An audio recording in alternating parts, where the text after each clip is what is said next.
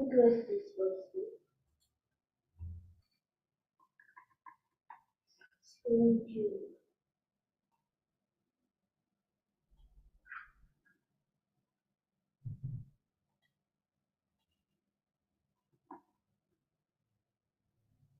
everyone, can you hear me loud and clear?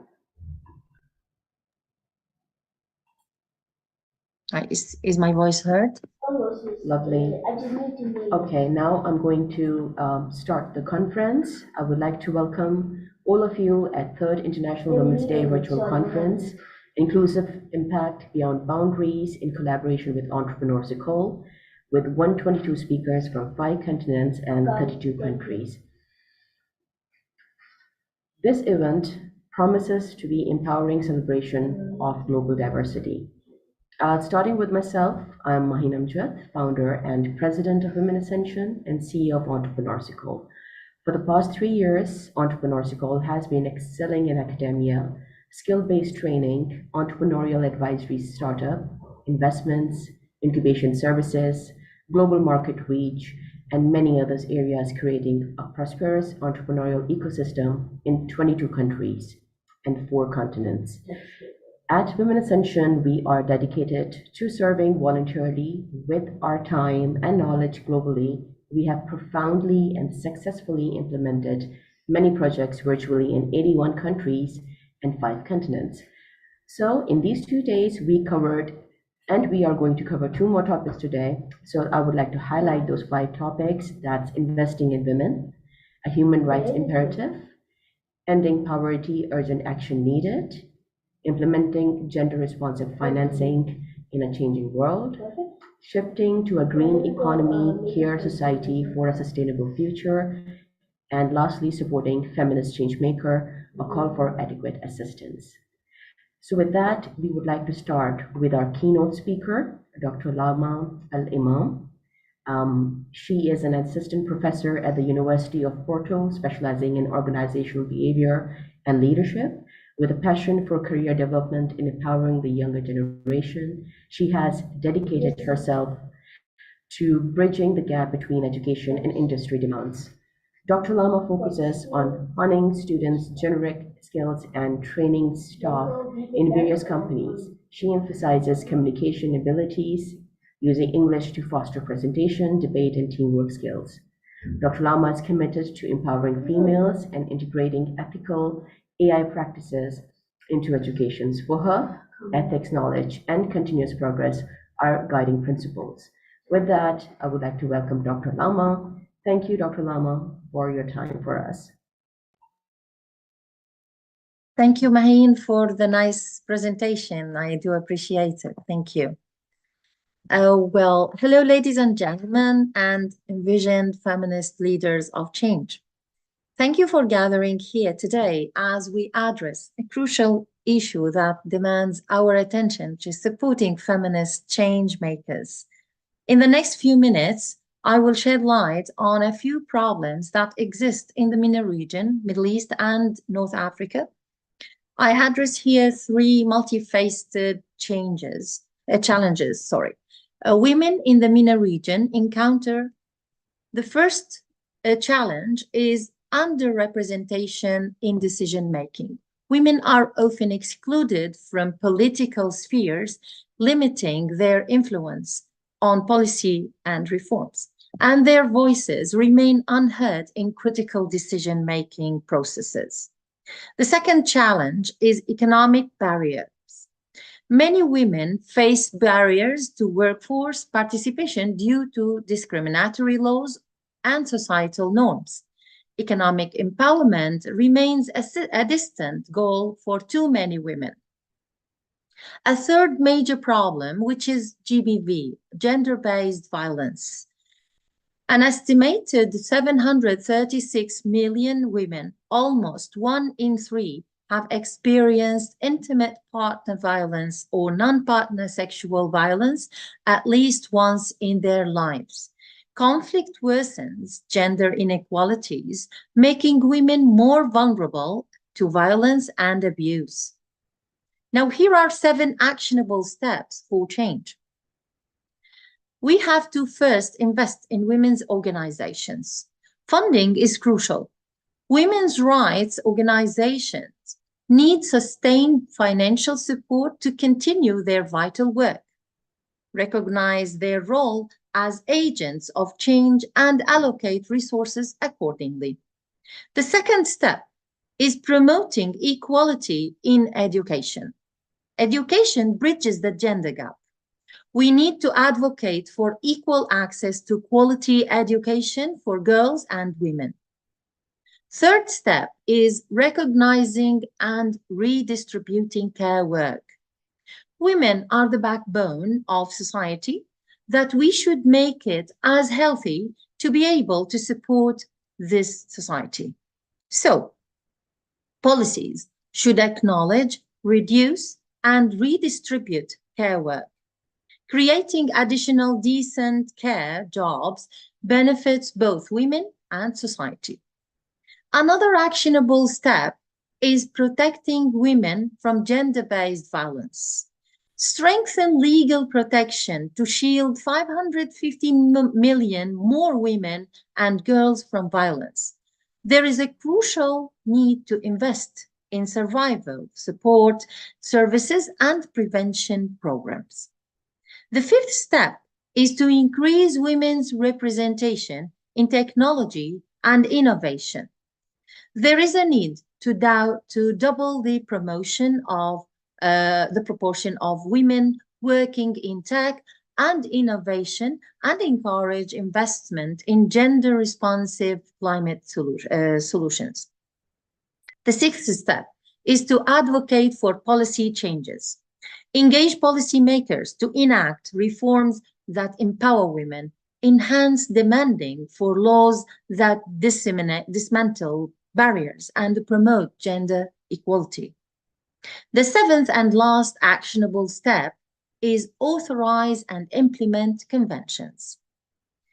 Governments must authorize international and regional conventions that prohibit gender-based violence.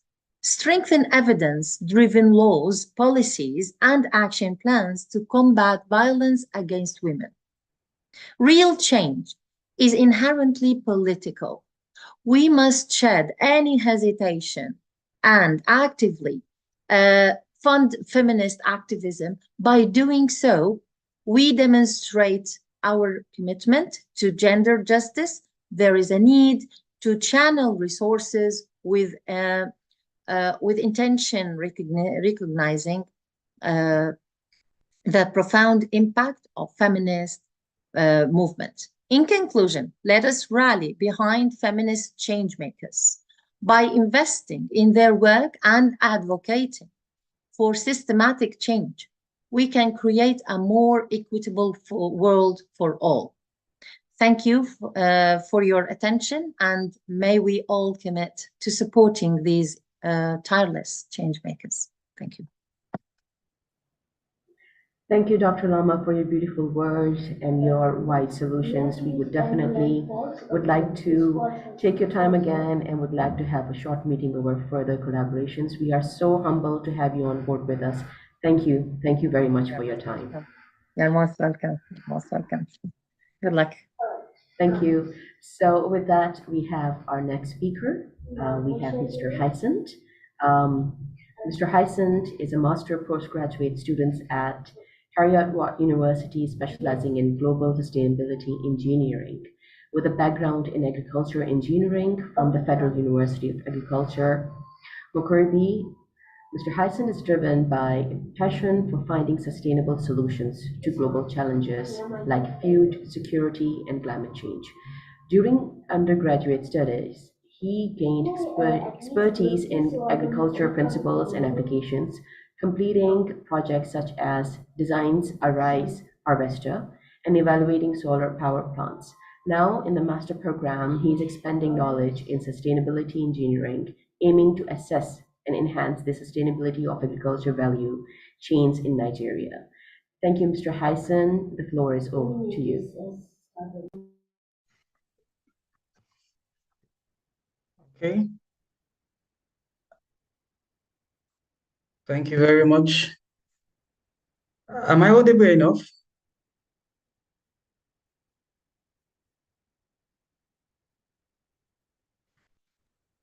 Yes, we hear you. Okay, so thank you very much. My name is Amo Ashagba Hyacinth, and I'm currently studying in Heritage University in Yes, Global you are. Sustainability Engineering. So I'll be very direct in saying that the topic I'm to address is shifting to a green economy, and as well as noting the fact that if we are shifting to a green economy, we are coming from a not too green economy. If we are also heading to a care society, it means we are not coming from a care society. A sustainable future that we cannot say is actually sustainable at the moment. So permit me to say that shifting to a green economy and a care society for a sustainable future is where we are heading to. But we are currently coming from a background where there's a lot of environmental degradation, there's a lot of climate change impact, mostly negative. There's a lot of air pollution, resource depletion, and biodiversity loss that we currently encounter, as well as unsustainable economic models and policies, ones which are driven by short-term profit, but that have long-term negative impact, both on our resources and as well as on certain individuals who are underprivileged. Let us also recognize the fact that we are coming from a background of gender inequality, as well as inadequate infrastructure that makes it very difficult for some of our human population to gain access to resources. And we would like to establish that a lot of persons have defined sustainability to be the ability of this generation to meet its own needs without an infringement, or making it not without impairing the future generations to meet their own needs. We currently are running low on that. My solution, my proposed solution to this does not lie in the hands of the international community so much. It doesn't so much lie in the hands of national presidents or national government. It lies in the hands of us, we individuals. Now, I am humbly proposing the development of a mobile integrated platform with mentorship for women.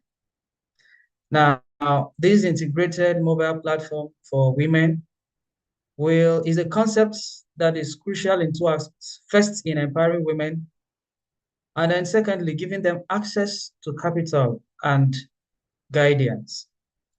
Now, a mobile platform, the world is becoming very digital already. The world is a digital or global village. And so having a user-friendly mobile application that is accessible on basic smartphones for women, just like we have various user-friendly applications for various purposes. We have this one will be strictly for women. And on this platform, we'll have specialized services, which will facilitate access to various women-led services. It could be in the area of business, it could be in the area of entrepreneurship, it could be in legal solicitation, it could be in mentorship, where you are able to connect young women to older women or more experienced women. So there is that transfer of knowledge, there is that transfer of expertise from one person to another. On this same platform, you can have an online community that is supportive and gives women the leverage to share their experiences and learn from each other and build networks. In summary, what I am trying to say is that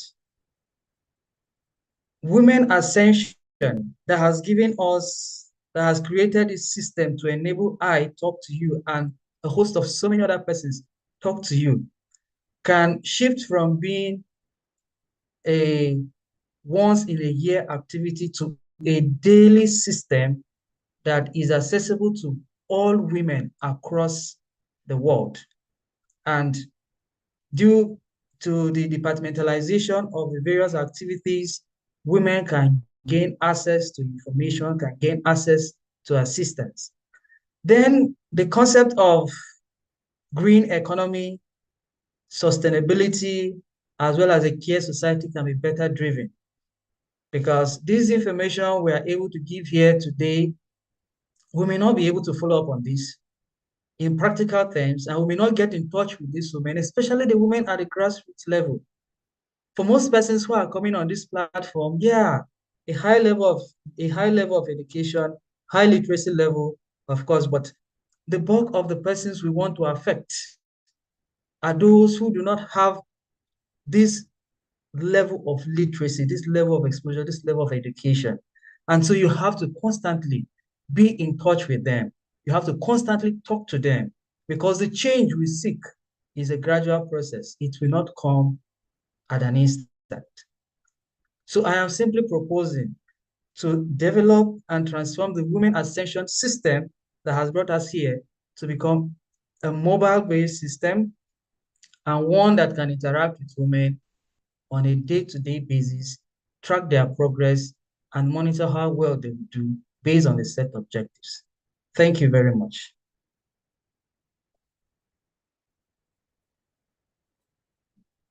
Thank you, Mr. Hassan, for your kind words. And yes, we do at Women Ascension, department-wise, we do have leaders on board, those who cannot come online or on their remote areas. They go to those areas on ground, they keep them in the activities. And we are coming up with a software in which we get attached to such chain so that we understand, and we also transparently, come online with every details on daily basis that we do. So we would keep your remarks with us, Mr. Hysant, and thank you very much. And we would like to call Miss Mariam. Miss Mariam, if you're here with us, we would like to welcome you. She is originally from Afghanistan and currently residing in Azerbaijan. As a research scholar, Mariam delves into various fields seeking knowledge and understanding. Beyond academia, she is deeply committed to women's empowerment. Mariam's work focuses on uplifting and advocating for women's rights and opportunities. She believes in the transformative power of education and empowerment programs in creative, positive change for women in their community and beyond.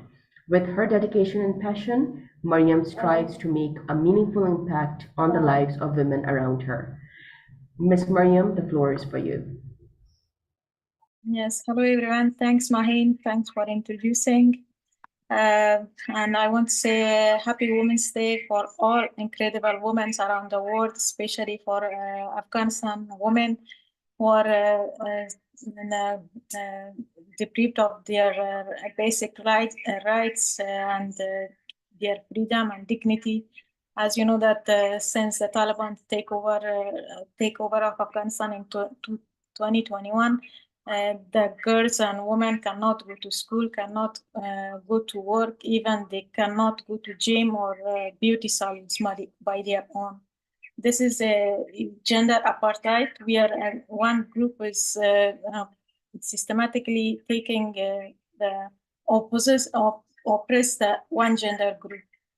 Anyways, this is I'm not going deep in this issue. Just I want to request everyone that be our voice and raise awareness on this gender apartheid issue and help us to make solution for this gender apartheid. My topic is about shifting to a green economy and social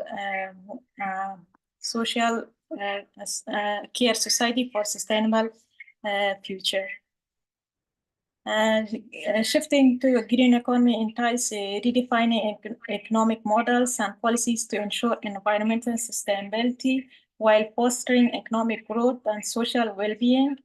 It involves adapting practices that minimize carbon emissions, promotes resource conservation, and encourage renewable energy sources. Shifting to a green economy approach aims to create a harmonious balance between economic development and ecological preservation. There are some benefits of shifting to a green economy. Firstly, it offers environmental benefits by mitigating climate change, preserving ecosystem, and safeguarding biodiversity. And by reducing reliance on fossil fuels and embracing renewable energy source, we can reduce carbon emissions and minimize the ecological footprint, creating a healthier planet for the future generations.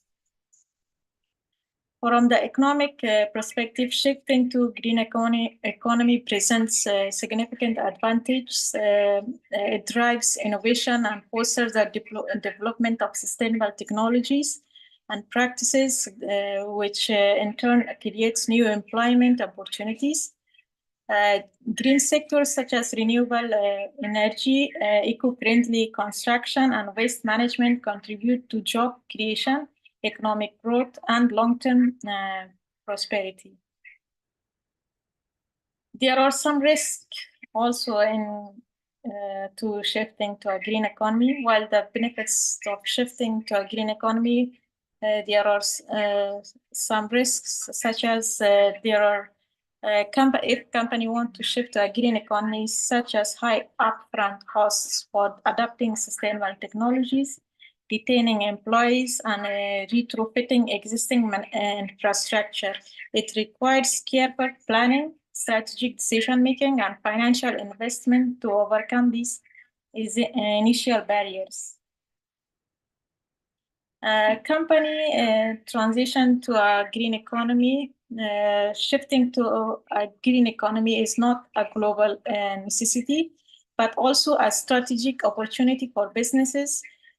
Company transition involves incorporating sustainability into core strategies, supply chains, and operations. By integrating green practices, companies can enhance their brand image, attract environmentally conscious customers, and differentiate themselves in the market.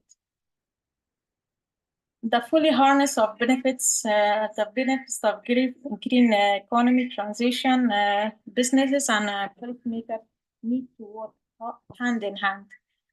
Governments can provide supportive policies, incentives, and funding to facilitate the transition and reduce risk for companies.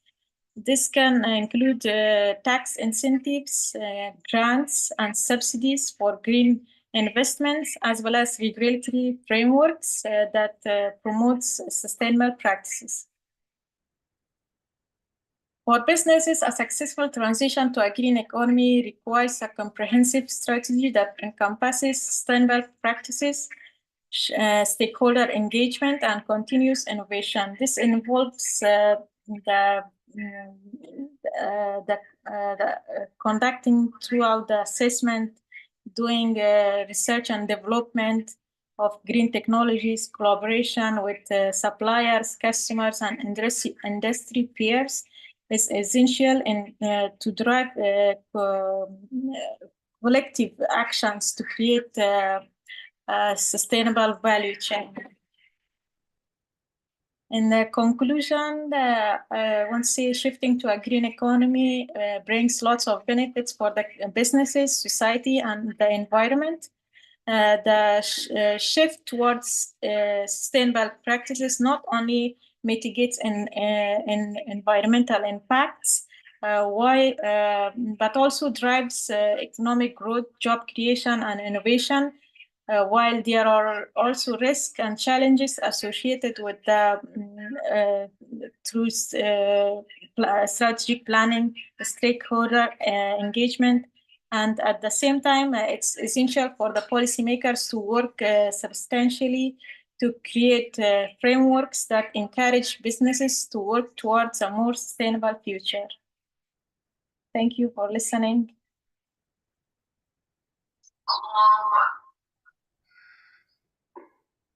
Thank you, Mariam. Thank you for your valuable input. We truly loved your speech. With that, we will love to move towards our next speaker on ground, Miss Precious. Miss Precious Manda, she is from Zambia. She is a passionate advocate for environmental justice. You will find her tirelessly championing causing close to her heart, that is striving to protect the natural world and its inhabitants. With a fierce dedication to her mission, and she is fiercely confronts environmental challenges, advocating for sustainable practices and equitable treatment for all. Through her actions, she embodies the spirit of activism, inspiring others to join in the fight for greener, more than just a planet. Get ready to be inspired by her commitment and determination. Over to you, Miss Precious.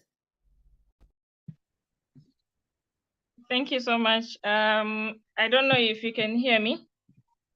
It's been raining, so our internet is not so good. You hear me? Okay, thank you. My name is Precious Manda, a climate justice advocate from Zambia. I am a teacher by profession, but I decided to join the climate change advocacy space because my community and I are experiencing firsthand climate change effects. I work with 3 organizations: Green Nature, Zambia, Zambia Climate Change Network, and Net Zero as soon as possible. And all 3 of these organizations are tackling SDG 13. I will be talking about shifting to a green economy and care society for a sustainable future. This practically means us reducing our reliance on fossil fuels and embracing renewable energy sources. We can reduce carbon emissions and minimize the ecological footprint, creating a healthier planet for the future generation. In today's world, environmental problems and sustainability concerns are increasingly on the agenda of the business world. In this context, the concept of green economy has an important place in the research for both environmental and economical sustainability. The green economy refers to an approach that combines traditional economic activities with environmentally friendly and sustainable practices. Green Nature, which is one of the organizations I work with, is working on one project which actually addresses some of these issues. And our target is women. We're working with women in the rural areas of Lusaka, Zambia. That is the capital city. And this project is aimed to address environmental protection. As we know, traditional economic activities damage the environment while consuming natural resources and releasing waste into the environment. The green economy ensures the sustainable use of resources and natural resources and the protection of the environment. And also, one of the things that we are trying to address is social welfare. Green economy improves not only the environment, but also social welfare. Sustainable business modes and green technologies create new jobs opportunities and reduce unemployment. In addition, a healthy environment improves people's quality of life and reduces health problems. As the transition gains momentum, women and girls must be at the heart of the shift, leading and participating as decision makers and workers in the green energy sector. This transition means recognizing the voice and experiences of women and girls and unleash their potential to ensure innovation while enhancing equality and economic empowerment. But unfortunately, gender gaps are significant and start early in life, especially for most women and girls living in underserved communities like a community where I come from. So our plea is that countries must embed gender equality in emerging green policies. In some countries, women and girls from historical marginalized communities face additional barriers and limited opportunity for entering the green economy, especially those in indigenous communities. However, opportunities are present in indigenous communities, as well as the use of existing and emerging green agriculture practices grounded on indigenous knowledge can enable women to generate income and enhance multi-generational ties. As countries adopt climate policies and develops programs, they must reverse exclusion by prioritizing gender equality and reshaping gender dynamics. This will take all of us to work together to address climate crisis. Gender inequality limits diversity, creativity, productivity, and economic growth. Women and girls are innovative and creative thinkers and can be catalysts for change, offering diversity perspectives to ensure inclusiveness and equitable policies, from urban planning to consumption, decision-making, and transportation. Thank you.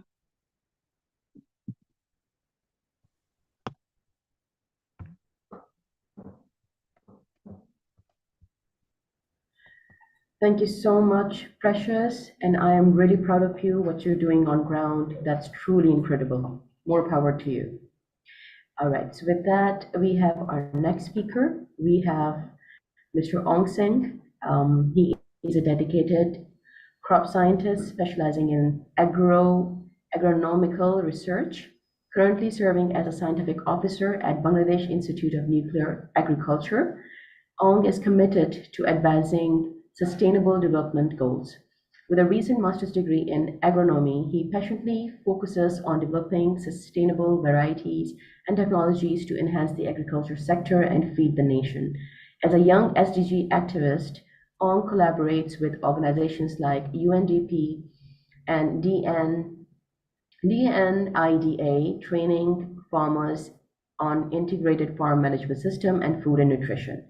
He also engages with youth-led climate action platforms, promoting climate awareness and justice through workshops, tree plantation campaigns, and articles.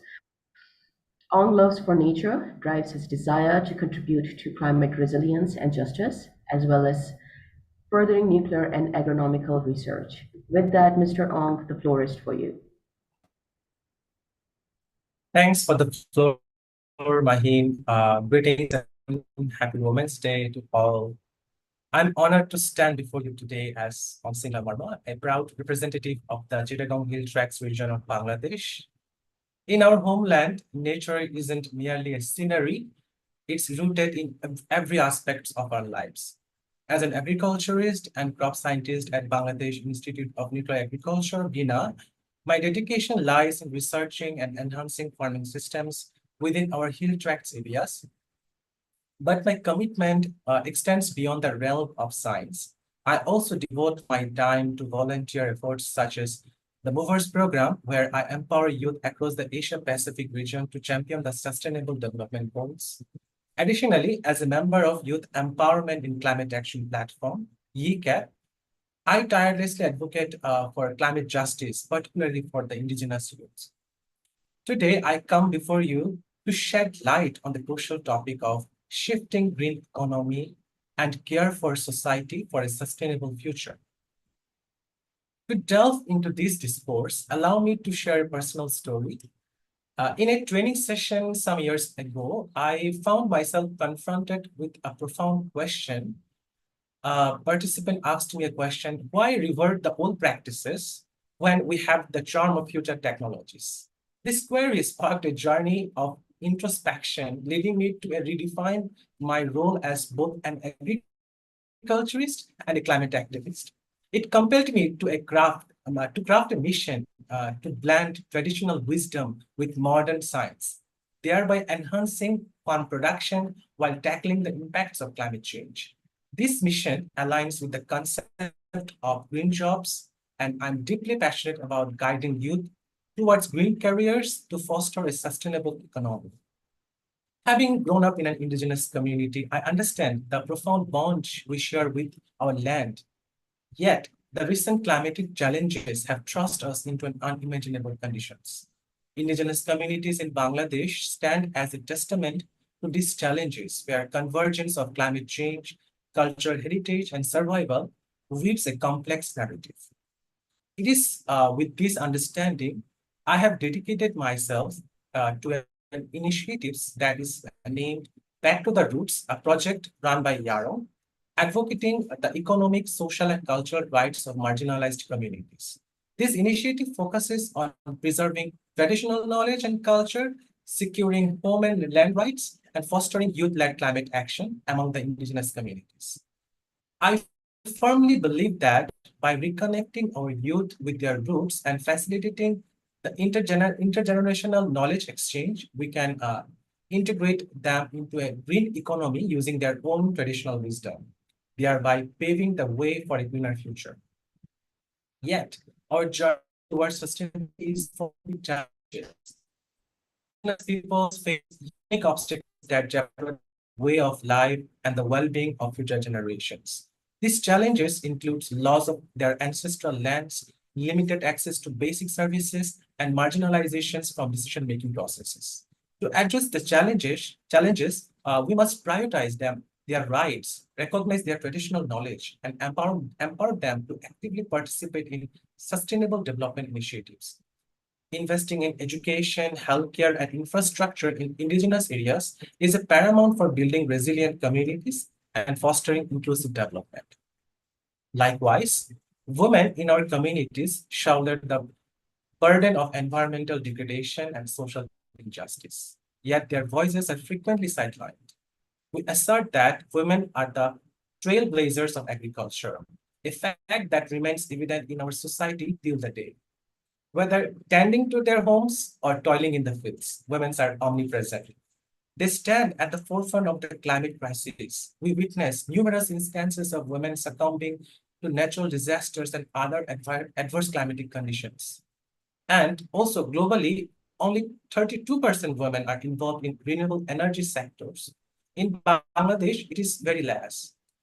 By promoting gender equality, empowering women, and ensuring their active participation in decision-making process, allowing them in green transition, we can unlock their potential as catalysts for sustainable development. Each year in Bangladesh, every ministry allocates budgets for the development of women, and their participation is increasing. More research and analysis are needed to figure out how women's participations and quality life can be enhanced. The policymakers need to play a role in development of women's quality of life. We should create a platform for women by raising awareness, building capacity, developing soft skills, training them digital skills, connecting them internationally to avail the opportunities. And remote areas should be focused as a first priority. And in conclusion, by embracing the interconnectedness of environmental sustainability, social justice, and gender equality, we can chart a course towards a more just, inclusive, and sustainable future for all.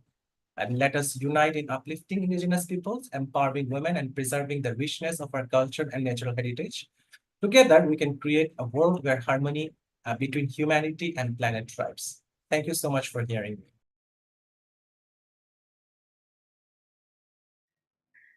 Thank you, Mr. Ong saying lovely, lovely words. And definitely, Mr. Ong, we would love to have your advocacy with our team who are working towards climate change. We would be very honorable to be part of that and have you on board. So with that, we would like to have some meeting maybe after the conference. I would like to call our next speaker, very dear to us. She's with us since first year of Women Ascension. We have Miss Halda Emma Paul. So Miss Halda is the country representative of Sierra Leone Women Ascension. As the executive director and founder of Defend You, Halda leads a non-profit organization dedicated to supporting and empowering youths, orphans, and underprivileged individuals in Sierra Leone. She oversees all aspects of the organization, from the management to fundraising, and collaborates with local and international partners to deliver impactful programs. Hilda is a passionate speaker and advocate for women, girls, and children, and actively contributes to initiatives promoting gender equality and social justice. Through her work, she strives to make a positive difference in the lives of others and inspire the next generation of leaders. Hilda, floor is over to you. Thank you very much, and good afternoon from my side here. I am Holda. It's amazing to be with noble speakers here, women, both women and men, and I just want to wish all the women here a happy International Women's Day. It's still our month, it's still our week. So I'm very excited to be speaking on this topic, shifting to a green economy and care society for sustainable future. The reason why I chose this topic is because of our past experiences that we've had in Sierra Leone, the mudslide that happens, the floods that takes place, especially when the raining seasons are on. We experience lots of these things, and for me, I feel like it's because we as human, we are tampering with nature. We do more of deforestation than afforestation. So without wasting much time, I had to do my homework and do a little bit of research.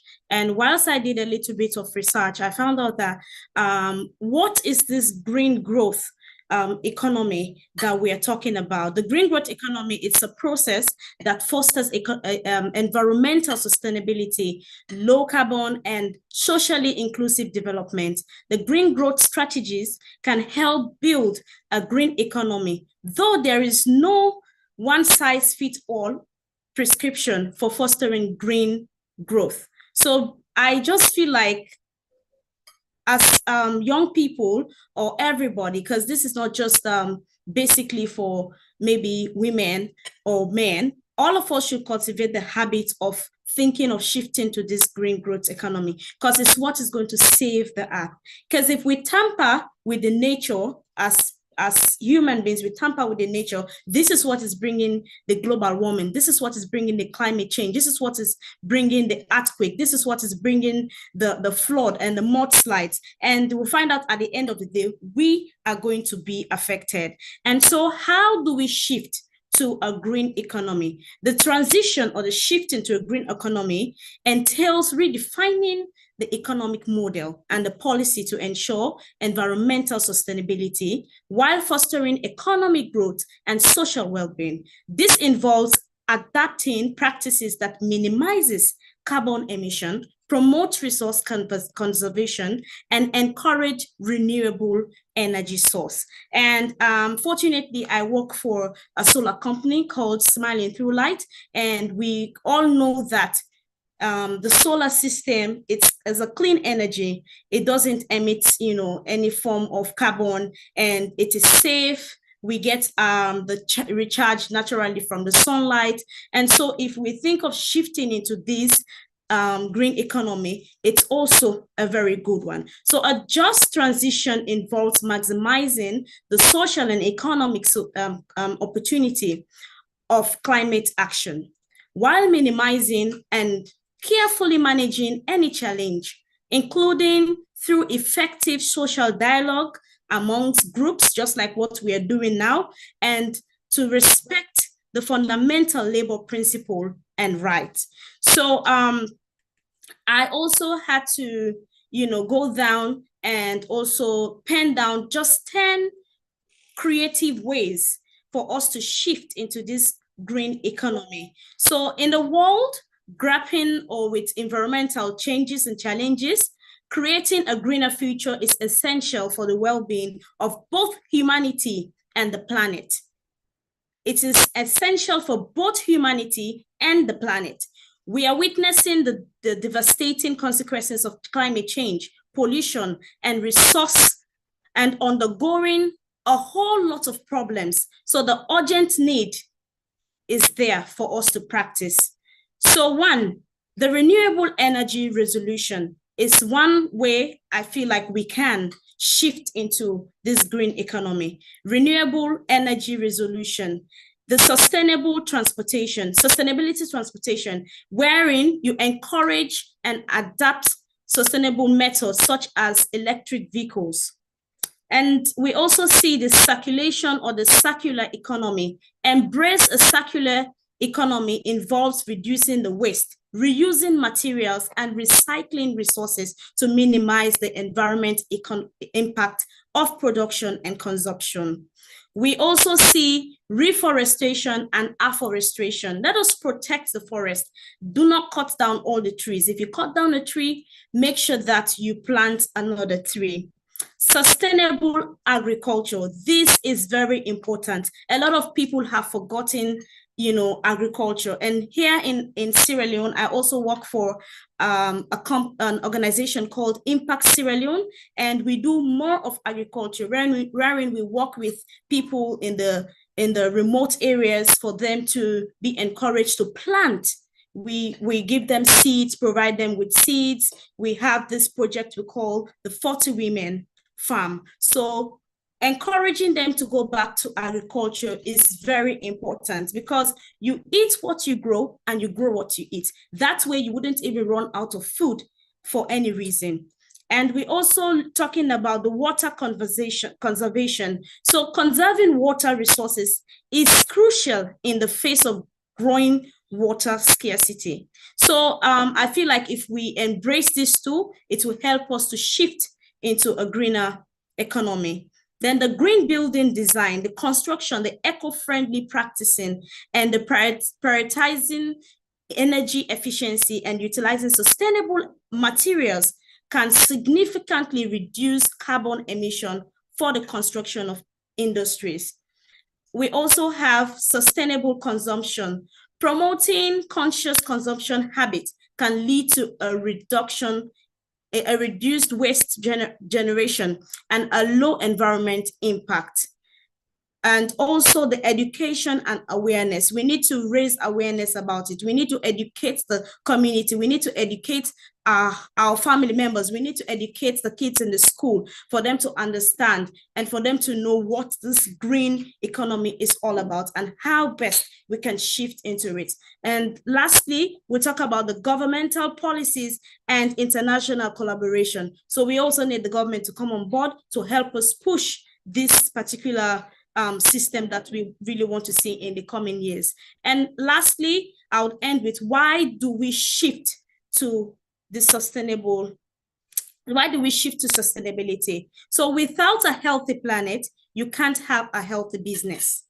Without a healthy planet, you can't have a healthy business. Making a shift to sustainability makes business sense, giving companies a chance to help address the root cause of climate change while simultaneously building their own resilience to impact and deliver competitive growth. And this particular why we're shifting to sustainability does not only cut across business people. This cuts across the schools, it cuts across the family, it cuts across the country and the nation and global. Thank you very much. I am Hulda Emopol. Beautiful, Hulda, as usual, and more power to you. And definitely we'll catch each other up soon. And Mr. Ong is saying that thank you. Your work is, as usual, is powerful. That's beautiful. Okay, thank you, Hulda. Now we're moving towards our next speaker. Apologies. We have our mentor from Women Ascension, she is very dear to us, Ms. Asma Akbar Ali. Ms. Asma is an educational psychologist with a public health perspective, bringing over 30 years of dedicated experience to her mission of catalyzing positive change. Ms. Asma's extensive background spans educational organization and community upliftment projects, including roles of the City School and Beacon House. As an instructor in gender studies and sociology at Allama Iqbal Open University and Sarhad University, Asma influences curriculum development and examination paper. Active with national and international organizations like UNICEF and WHO, Asma leads projects focusing on behavior change and child safety protocols, Colleagues praise her intrinsic drive and commitment to mental health programs, describing her as a proactive force for positive transformer. Ms. Asma, thank you so much for your time. The floor is over to you. Thank you so much, everybody, and thank you so much for having me here. First and foremost, I would like to thank each one of you and everybody who are involved in bringing positive change to the society, and I feel extremely, extremely blessed that I'm part of this whole mission. So are you able to hear me and see me? Hello? Yes, we can hear you. Yeah. Yeah, okay. So greetings to everybody from Pakistan. I'm Asma Akbar Ali, and as she explained already, an education health counselor, by profession and occupation as well, and just by my heart also. I'm also the founder of Society for Rehabilitation of Mentally Challenged Children, Education for All. Now, today I want to share my thoughts with you on feminist change makers and the adequate support that is required for the change makers to bring the required change. First and foremost, I feel it is important to tell you that my heart and emotions are with the crusade for inclusion, and it has been there for a long time. So I have a heart which is stuck somewhere in the mission, and it continues to be there and continues to hurt me. So I like to be with people like you who help me see that there is positivity. So I want to also start with my confession that this wisdom of inclusion has come to me after many years of being in the field and working with the disabled and differently able children. That there is difference between mainstreaming and inclusion. Mainstreaming involves including everyone regardless of gender or ability, but inclusion goes beyond that. It is creating an environment that accepts the diversity as a part of the whole. So it is not only about mainstream. It is not only, okay, you can be part of us and be part of this and we will involve you in this and that. No. Who are you to involve this or that? We are all together in this world, and this whole world is ours, is what inclusion talks about. So it is beyond mainstreaming. It is not just about permitting others to be involved in our life, but it is about recognizing that they are not separate from us. It's no you and me. We are all us. So, and if we want to bring change and we want to bring positivity into this world, then we probably have to recognize the uniqueness and the usness of us. And it is great that in 2024, we are all coming together to focus on inclusivity and building a more accepting and diverse community. We have come to understand that the feminist movement is not just being acknowledged and included in policies and programs or receiving equal treatment. Everybody, equality. But it's not only about that, it is also about acceptance of diversity in abilities. We are different in abilities. Women are different in abilities. They are diverse and recognizes, and so are many others in many other ways, and recognizing everyone's right to a fulfilling life. So you may be different, but you are still human, and that gives you a right to life, to a happy life, to a fulfilling life. It is to recognize that not to allow discrimination. We are all here today for inclusivity. And so we do not allow discrimination or of diverse humans. There could be different in shape, size, color, age, abilities, whatever. But we are all together and we are all humans, and we cannot discriminate each other by saying this one is superior to others. There is none.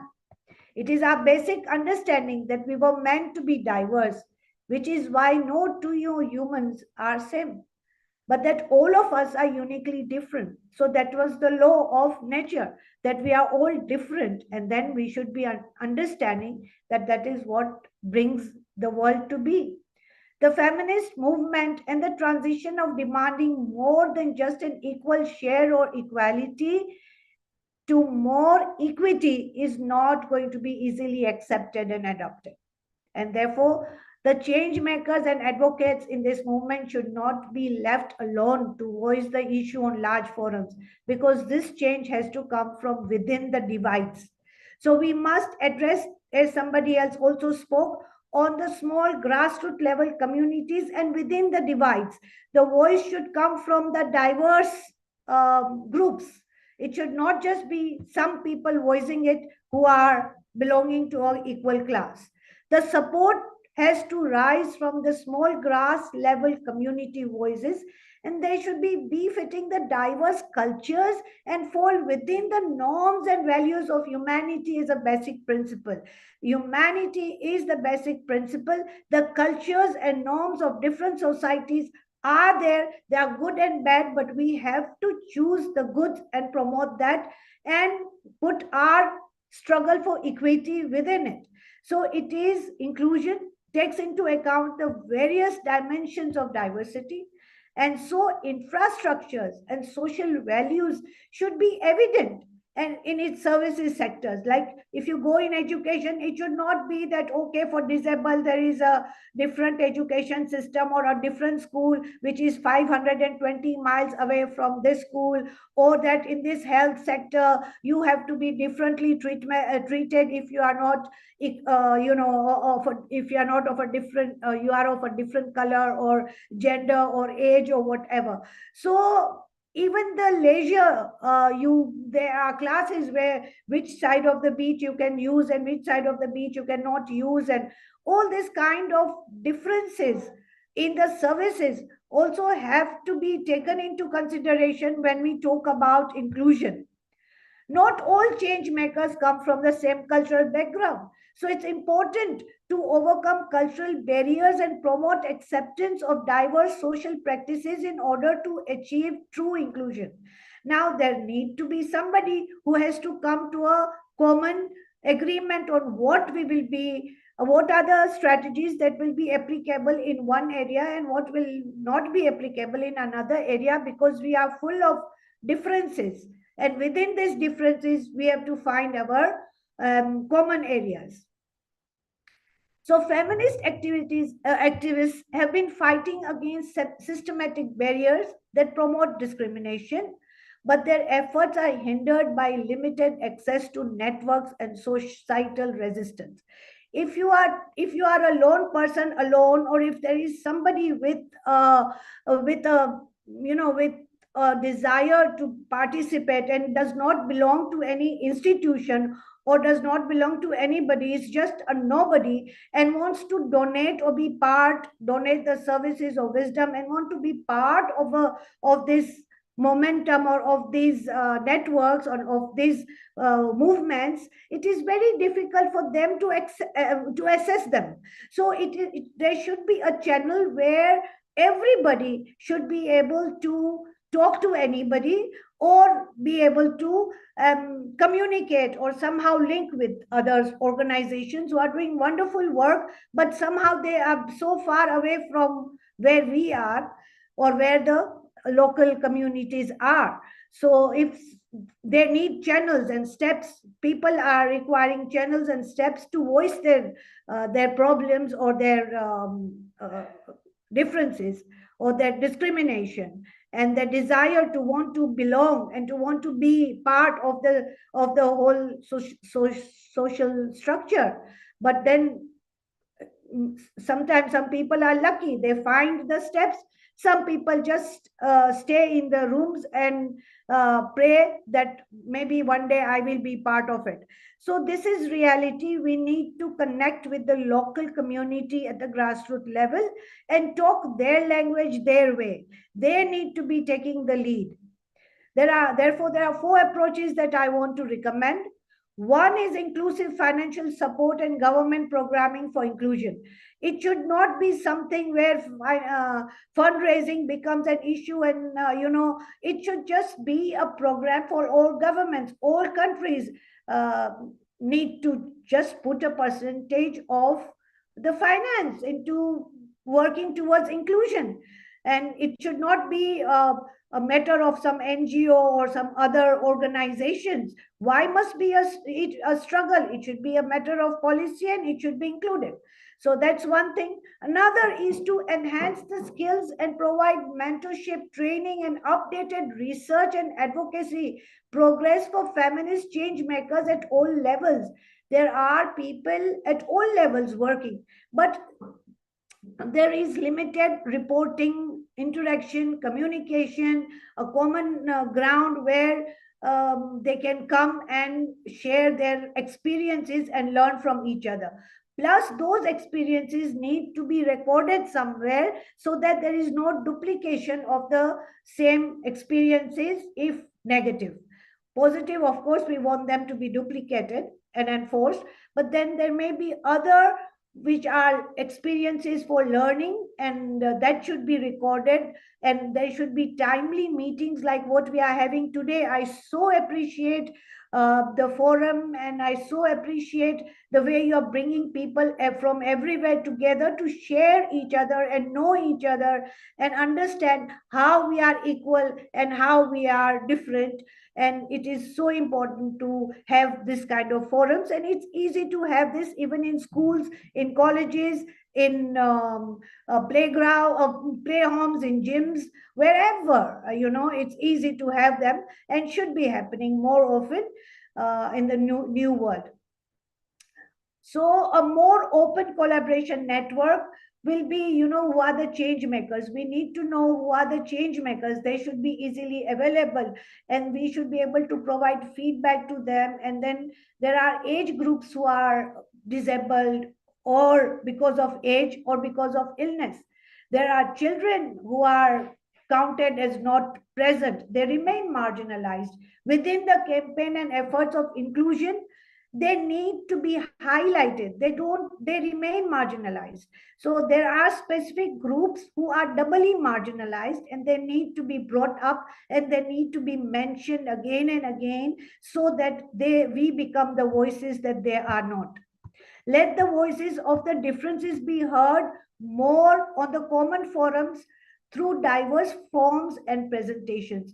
So it is not only some people who are not, marginalized, but there should be these people coming on the different forums and presenting themselves and helping us to help them.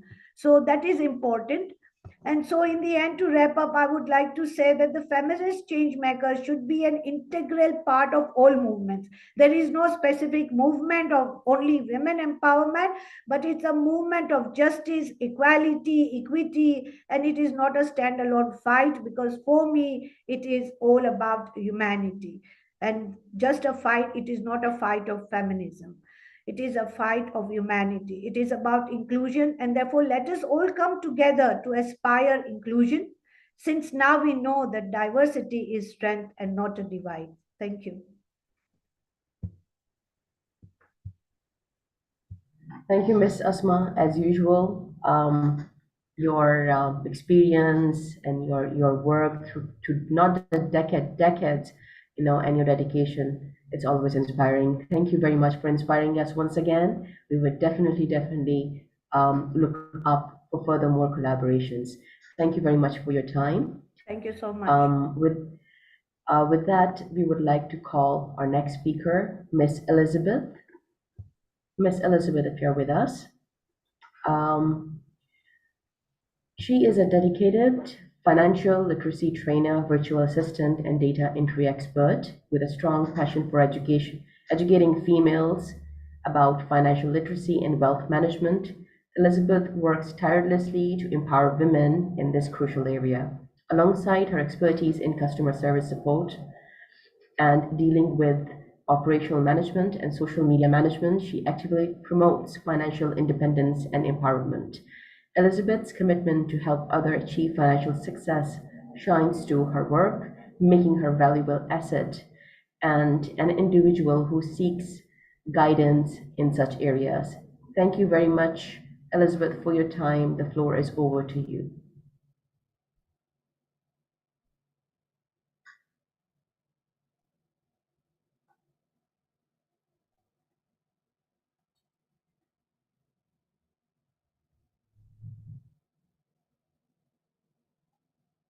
Okay, I think due to technical issues, she could not able to moderate. I would like to move towards our next speaker, Miss Beatrice. Miss Beatrice, if you're with us.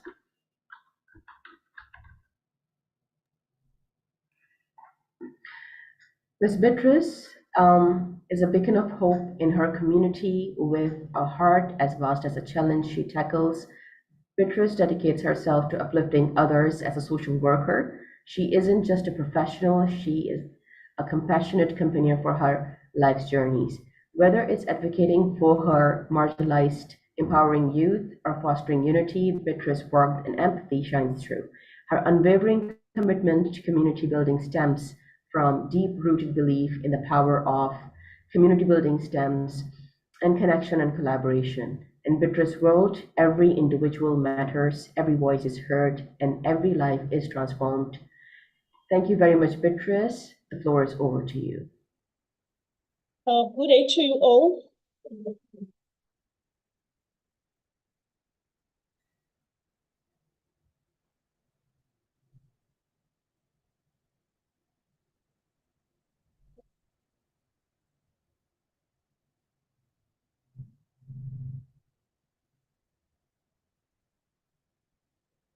Yes, Beatrice, we can hear you.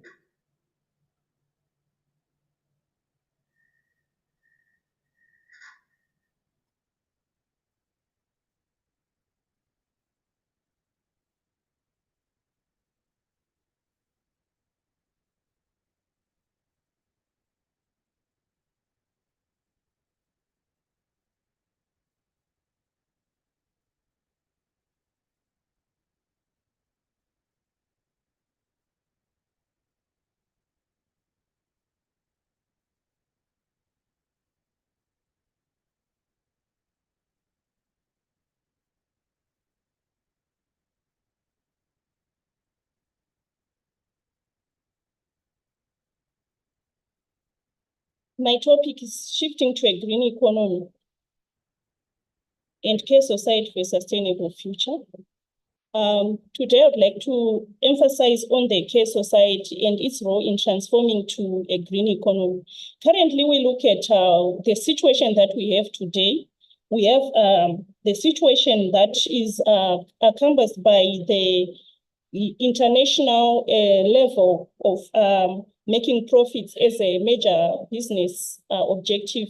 So making profits normally would affect the green economy in the context that the aim of those profit makers are usually taking the raw materials and after taking the raw materials through extraction, these raw materials are now going to be disposed in improper ways. So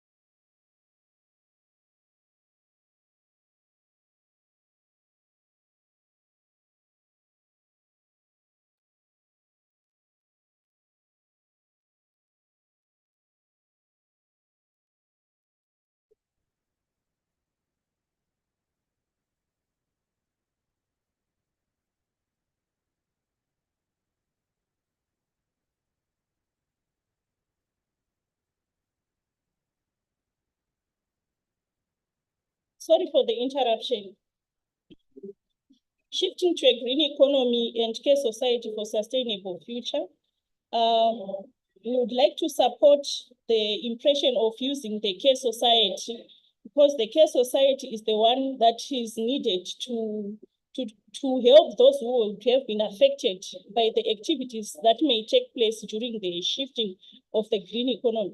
Because when we shift to the green economy, basically there may be need to stop some activities, like those activities that affect the green economy. For example, the use of fossil fuels, meaning to say some people are going to be unemployed and they would need the care society to counsel them. They would need the care society to assist them in looking for jobs. Then on the other hand, before we look at the way forward on the shifting to the green economy, would also like to acknowledge that there are environmental changes caused by the current economic system. You find that normally we are looking at the profit-making issue where people try to extract the raw materials. Let's look at the mining sector. It is going to cause land degradation. But now, after land degradation, this won't be sustainable in future because that land won't have the same uses. So there's need to do those activities such as mining, bearing in mind that there is need for future generations to use the same land. We can also look at extraction leading to depletion and depletion of these raw materials. There should be some limits on the amount of ores that are extracted, leaving a possibility that some other ores will be created or generated within a specified time to reduce the element of depleting these resources. And also, if we look at the waste that is caused by the manufacturing sector and profit-making sectors in the manufacturing, we find that there's also need to make waste management systems as we shift to the green economy. There should be some waste, though there's need to do cost-benefit analysis, because when we don't do cost-benefit analysis, the waste management itself may be an expensive activity which may not be sustainable. So before I go further, I would like to explain sustainability in short, which is a situation where we are saying we have to live a future life without compromising. We need to live the present life without compromising what the future may bring. So there is need to look at what we are doing now so that we won't compromise. So in this essence, as we try to move to a green economy, we shouldn't compromise again the future of the other sectors that are affected by the shifting of to the green economy. So there is need to look at the dangers also associated with the current system, that is reduced environmental risks and reduced ecological risks, such as possibility of pollution, radiation, noise, and the use of some land patterns, farming methods. They need to be addressed in the agricultural sectors and other sectors that use land like fishing. Also, we also talk of the loss of life, the loss of diversity and environmental, which may expose the human life and the plant life. So the care society will prioritize both the caring for the physical and emotional. So once we engage the care society in the shifting or transition to the green economy, it means we are now looking at full sustainability, where sustainability itself is a sufficient condition when it meets the social, the physical, and the economical. So the care society is there for the social aspect of sustainability. Thank you.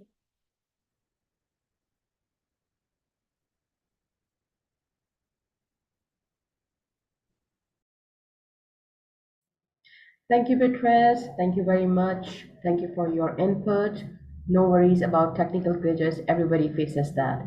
It's beautiful. Thank you very much for your speech. We would like to move towards our next speaker, Miss Wendy.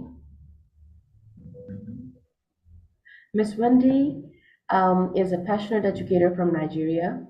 She holds a bachelor's degree in accounting and dedicated to shaping future leaders. As a director at Vanabelle Montessori School, she nurtures young minds and fosters a love for learning. She is also a strong advocate for sustainable development goals, with a specializing in gender equality. She commits in education and social impact through shining in her work as she strives to create more equitable and sustainable world for all. Miss Wendy, floor is over. Thank you, Ma. I'm so happy and glad to be in this program. Okay, thank you for that wonderful introduction. I'll be speaking on shifting to a green economy and care society for a sustainable future. In the coming decades, humanity faces serious challenges like in climate change, biodiversity loss, growing inequality because of overexploitation of natural environment, destruction of inhabitants and pollution, stereotyping and economic disparity.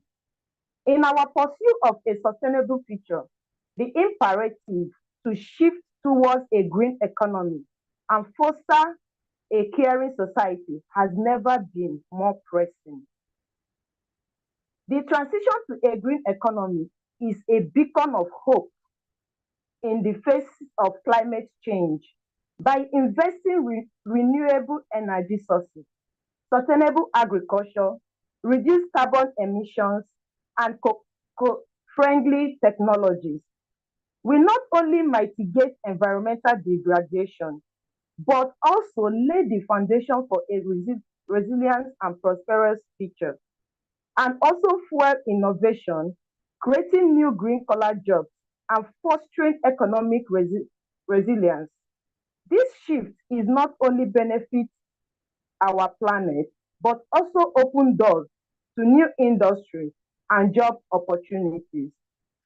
Okay, now I want to talk on waste reduction program, because last week I engaged some women, the women that is into farming, about how to recycle some waste, especially the ones that benefit them, that they will use as fertilizer.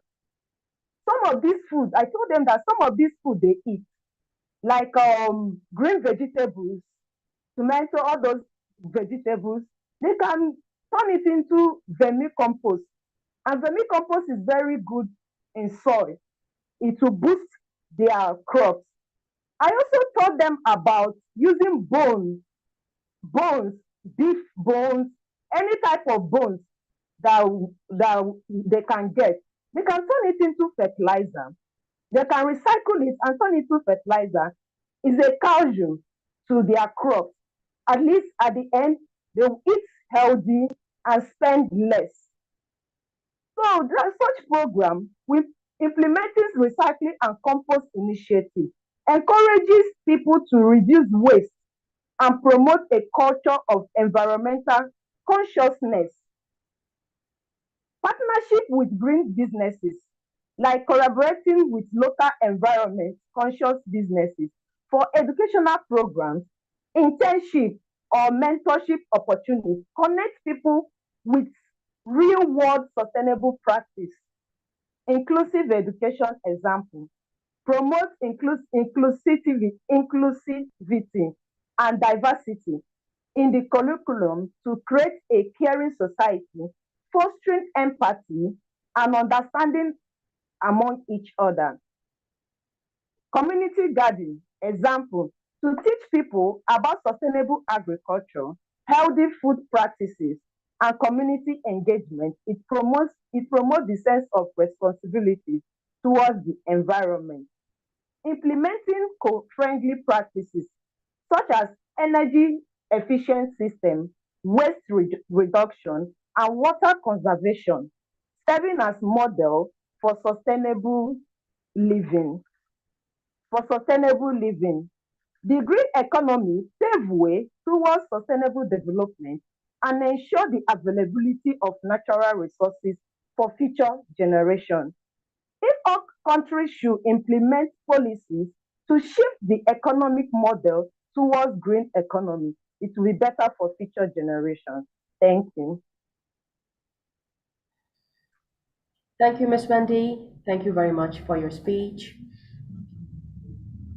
We would like to move now towards our next speaker. She is very close to Women Ascension. She's our beautiful mentor, Noshin Paracha. Noshin Paracha, she's an educationist, and she is from Pakistan, committed to advocating for education as a universal right. Noshin begins her journey in 2000, empowering females through education. As a certified trainer coach and master trainer from UNICEF, she mentors individuals striving to transform their lives. Noshin's leadership and management skills requires from Cambridge University, and she has been able to train individuals across various platforms. Recognized with the Global Women Leadership Award, she founded the nonprofit organization Myanmar Education Foundation, focusing on underprivileged education. Noshin is a nonprofit executive officer, social entrepreneur, passionately promotes innovative and social impact solutions, offering coaching, advisory, and training services. Noshin, floor is over to you.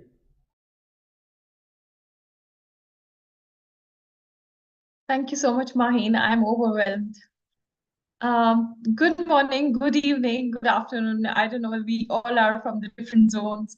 So hello, everyone. And today here we are gathered to celebrate Women's Day. I believe that there is every day is a Women's Day because we are working thoroughly.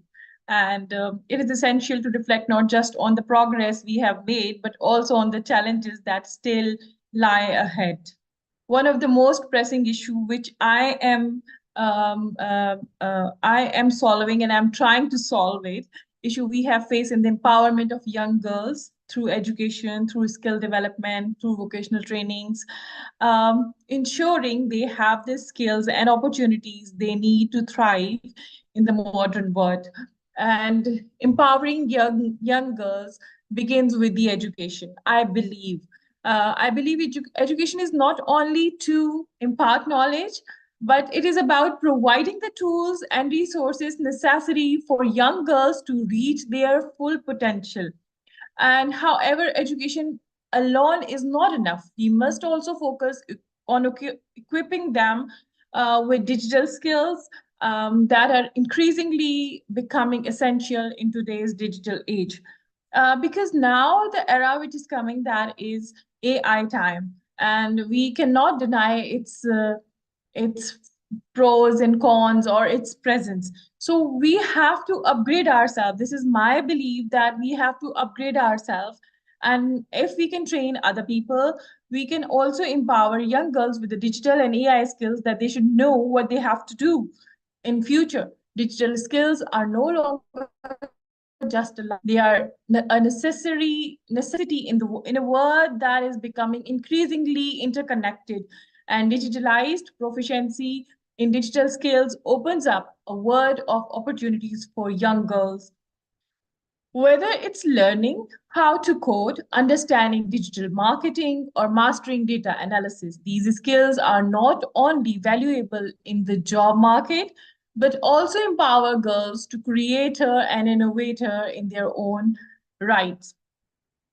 Moreover, alongside education and digital skills, vocational training plays a crucial role in empowering young girls. Because in underdeveloped countries, mostly people, they allow their girls or women to do vocational training other than digital skills. Whenever we give them devices, though we are giving them awareness, the parents, the brothers, and we are giving them awareness to their parents, to their brothers. But what is happening? They are not allowing them to use the devices. So vocational training is also playing a vital role.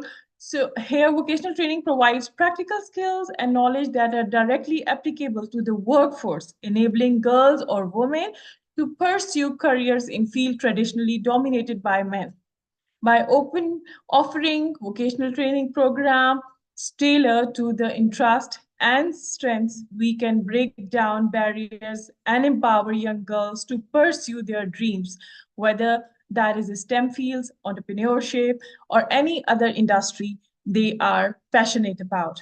So what is happening? First of all, we have to give them awareness, because we are here to solve these things, or we give the solutions through this platform. So I believe that the very first thing that we have to give education to their parents, to their brother, to their, because I feel male is the decision maker. So they have the awareness how they can empower their girls, their wives, their sisters, or their mothers.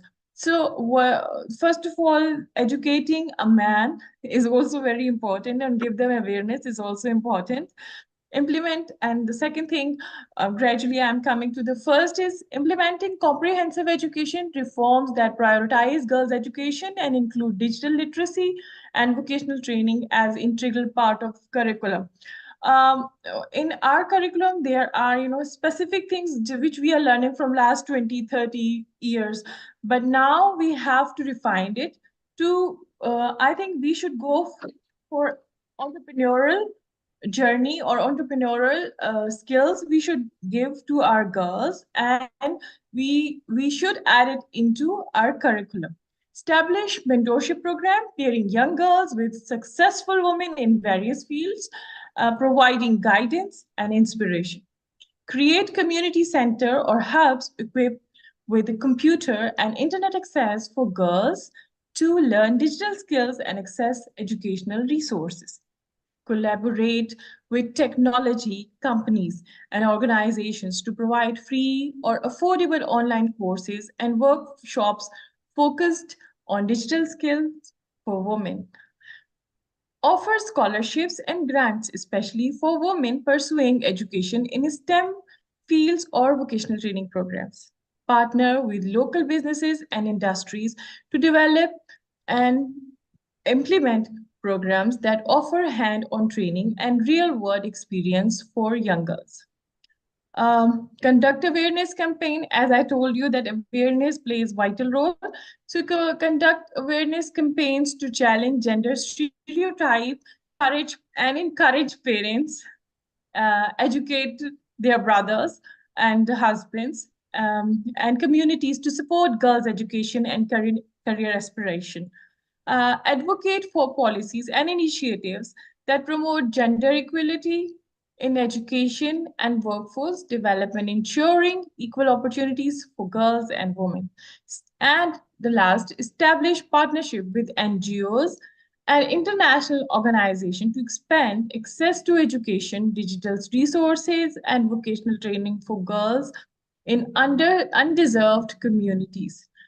I'm here in Islamabad. I'm running my nonprofit organization where I'm working with young girls. They are uneducated, so I'm giving them education as well.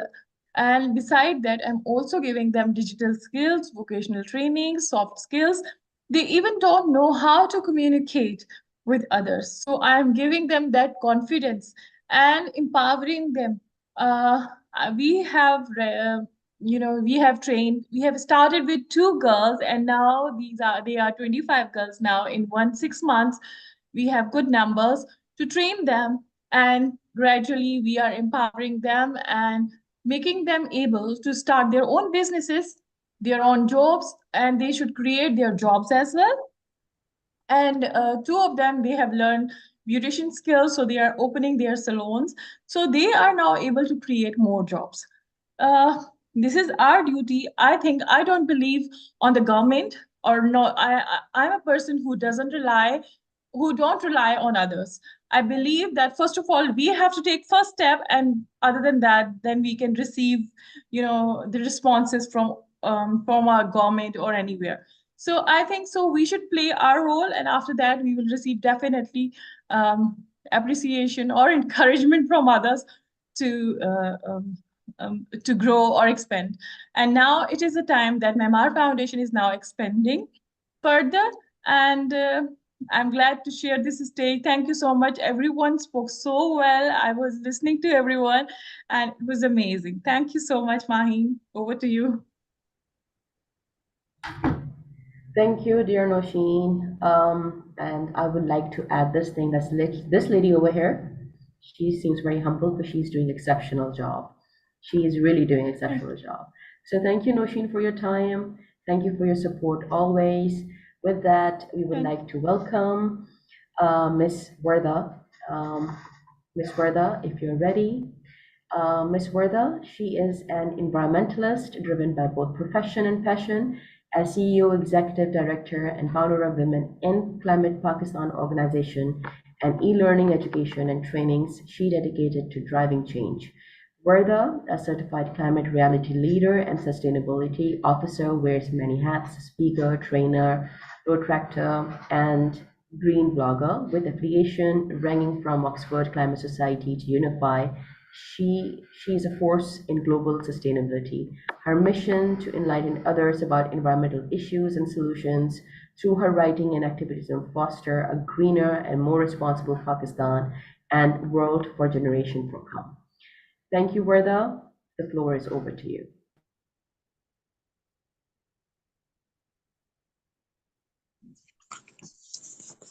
Hello everyone. I hope that I'm audible to everyone.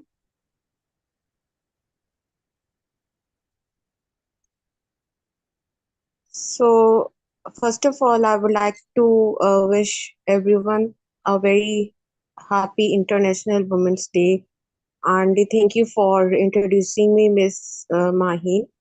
So today I will be shedding light on the topic shifting to a green economy and care society for a sustainable future. So when we heard the name of the green economy, so what comes in your mind that what is basically green economy? So let's see.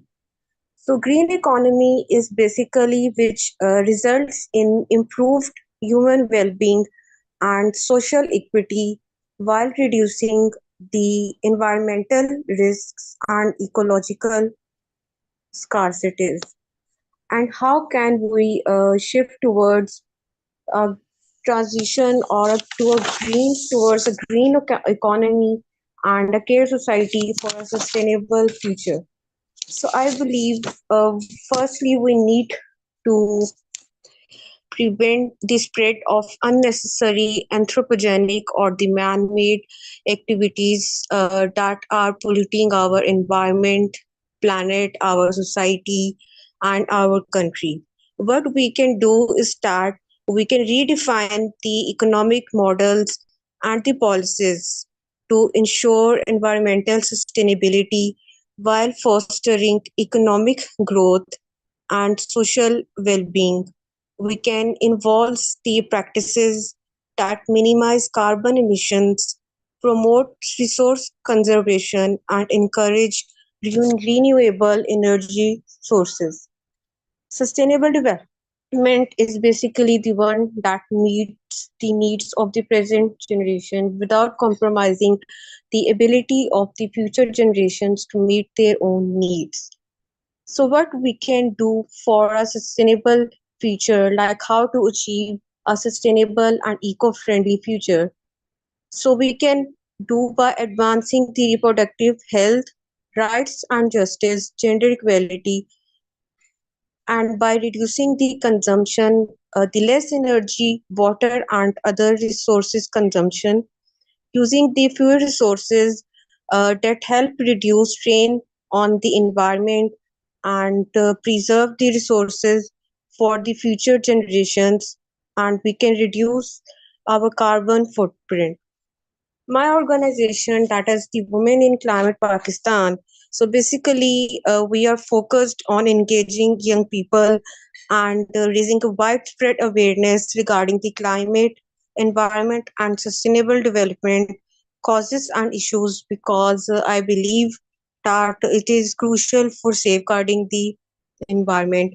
And my work primarily revolves around the climate, environment and sustainability youth sector, and I had been also actively engaged both at national and international levels, collaborating with the group stakeholders, genders and others. So concluding on the note that I would like to thank the Women Ascension team and the organizer of the conference for giving me the opportunity to share my voice for sustainability with everyone on this special occasion of the conference and on the account of the Women's Day. So thank you for having me as one of the speaker. It was good to interact with all the speakers across the borders, and I would also like to thank the audience who had joined us from the YouTube and via Zoom or from any other platform. So thank you for having me and thank you for listening. Long live Pakistan.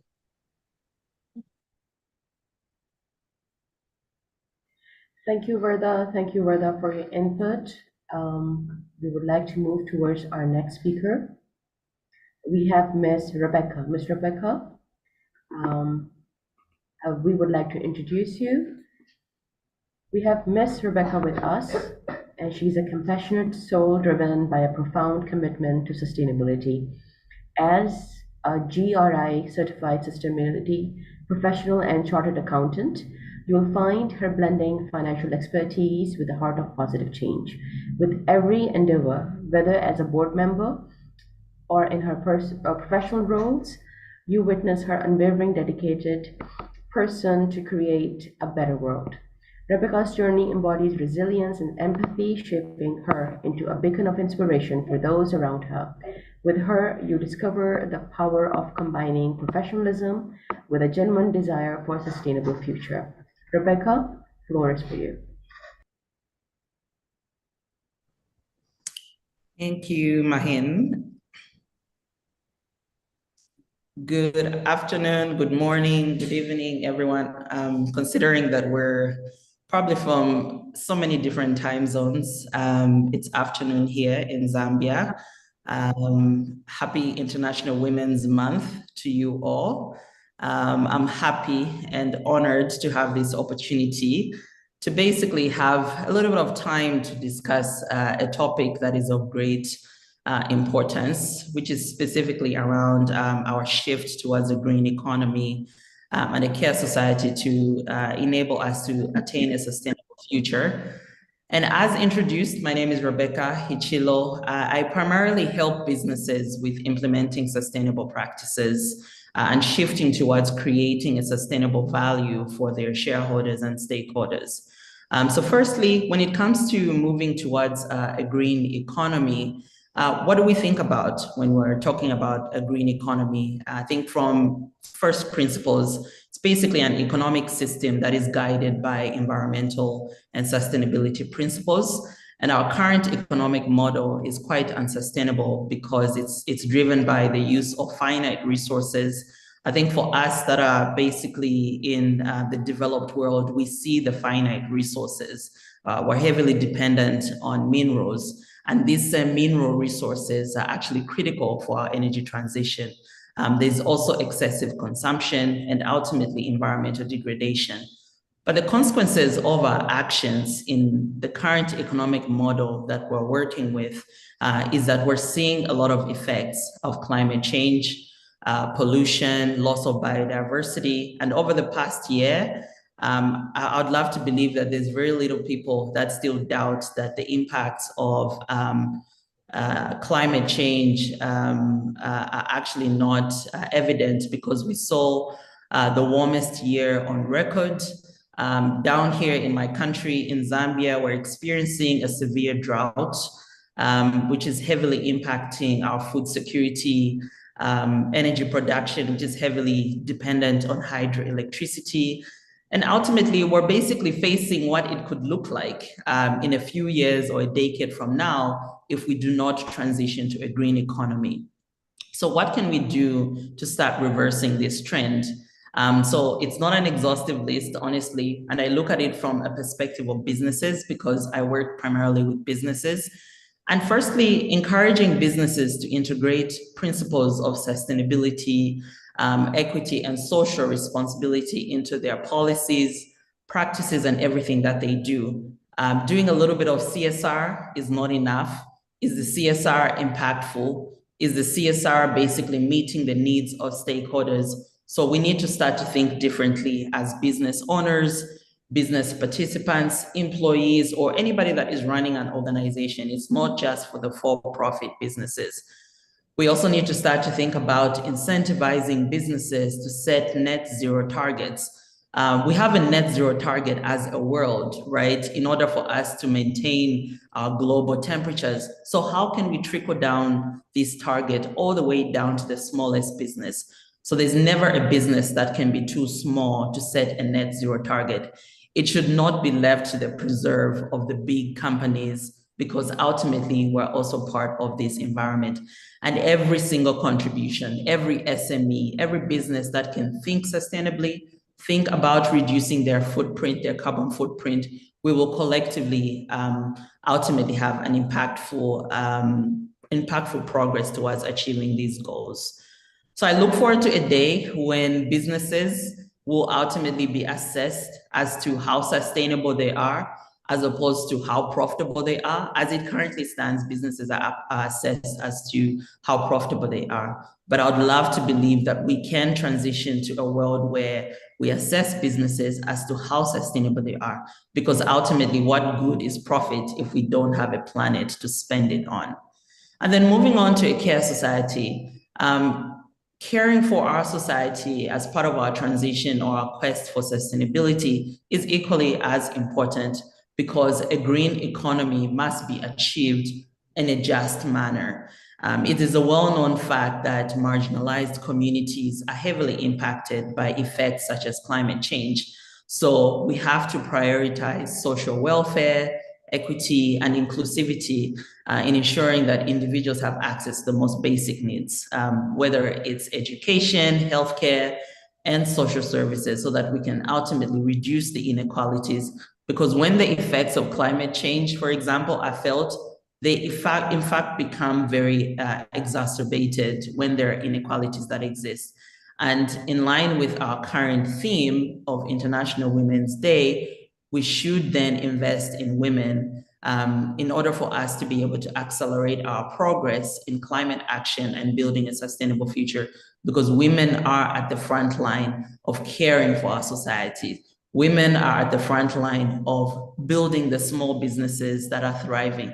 And women are at the front lines of effectively supporting sustainable solutions. So we should find ways of investing in women and understanding the gaps that exist currently in investing in women's progress. And in conclusion, a call to action to all of us ultimately, that we have a commitment to ourselves to basically transition towards a green economy and cultivating a society that cares, not only because it's our moral obligation, but it actually is our responsibility to safeguard our planet. I thank you all. I thank you, Mahin, and everybody else at WomenAscension, and everybody that has joined, all the speakers, and everybody that has spent time being a part of this wonderful program. Thank you.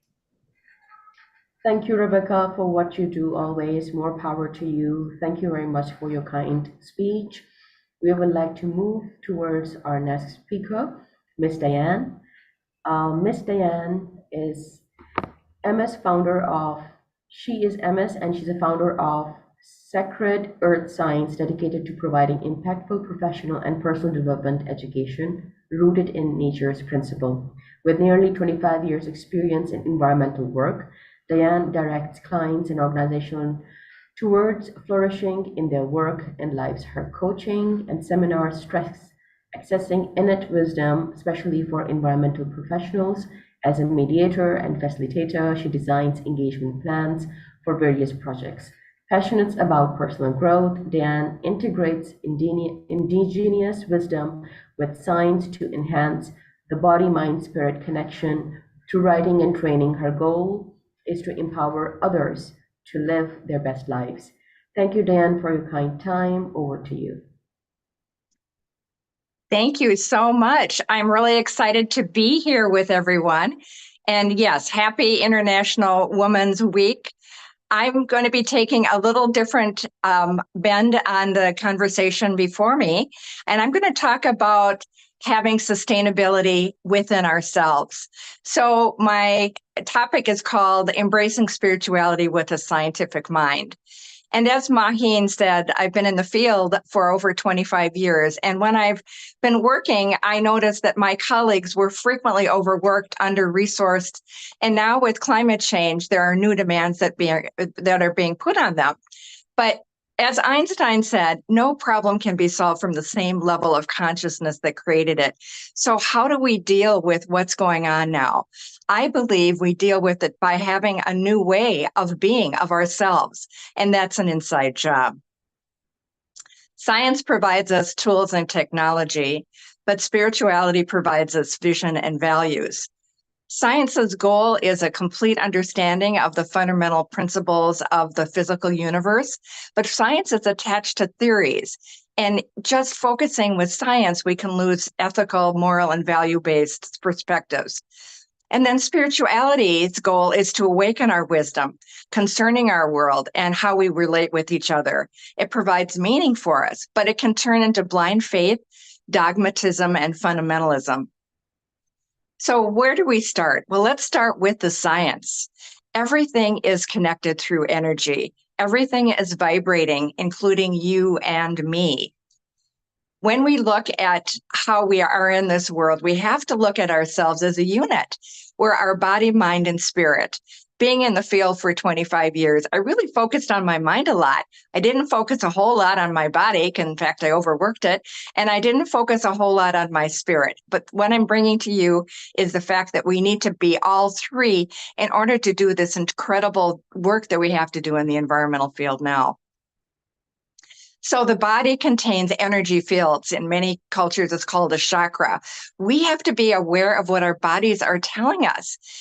What we are thinking and how it's affecting our body, how it's feeling. And the way to take care of our body, of course, is by getting the right amount of sleep, nutrition, and exercise.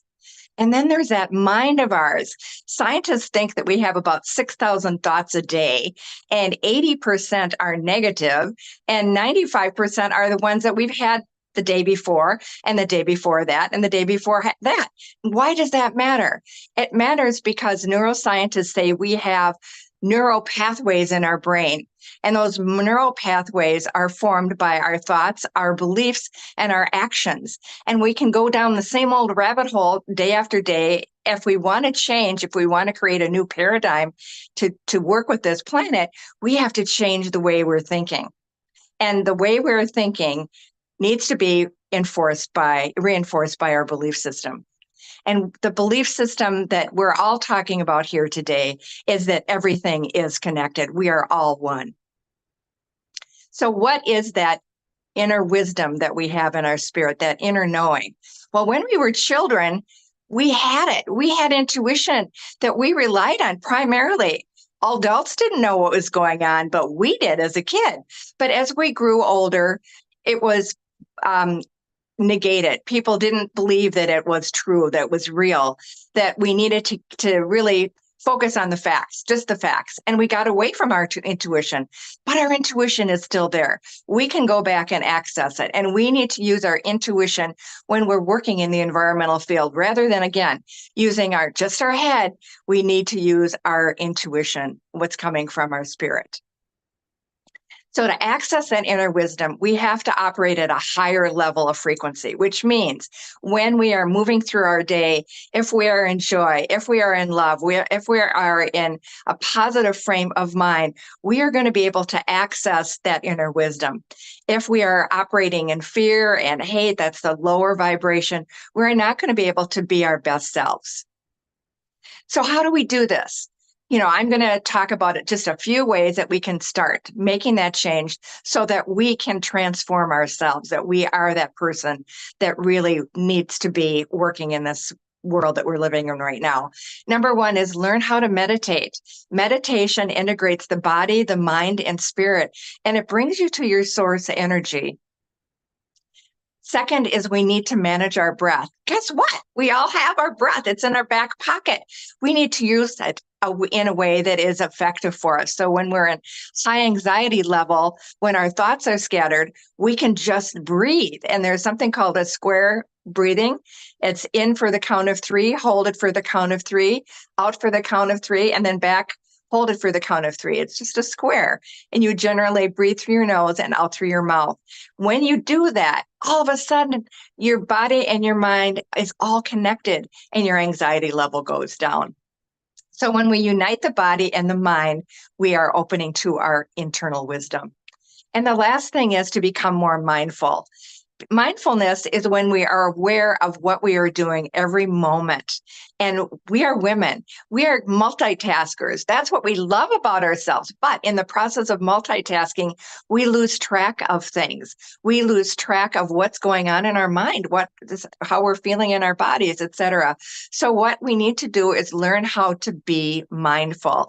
When we are focused, we are using our best judgment. So I'm talking about here a new way of being on the earth, and I think we can all do it. Wouldn't it be a wonderful place if the decisions that were being made in our lives, in the environmental field, were based on that connection between the mind, body, and spirit? So I thank you for giving me the opportunity to talk today. I am so impressed with all of you and an honor to be invited to participate today. Thank you so much. Thank you, Ms. Diane. It was indeed lovely hearing you. Beautiful, beautiful speech. We would love to have you on board one more time. Thank you very much for your time, Ms. Diane. This was beautiful.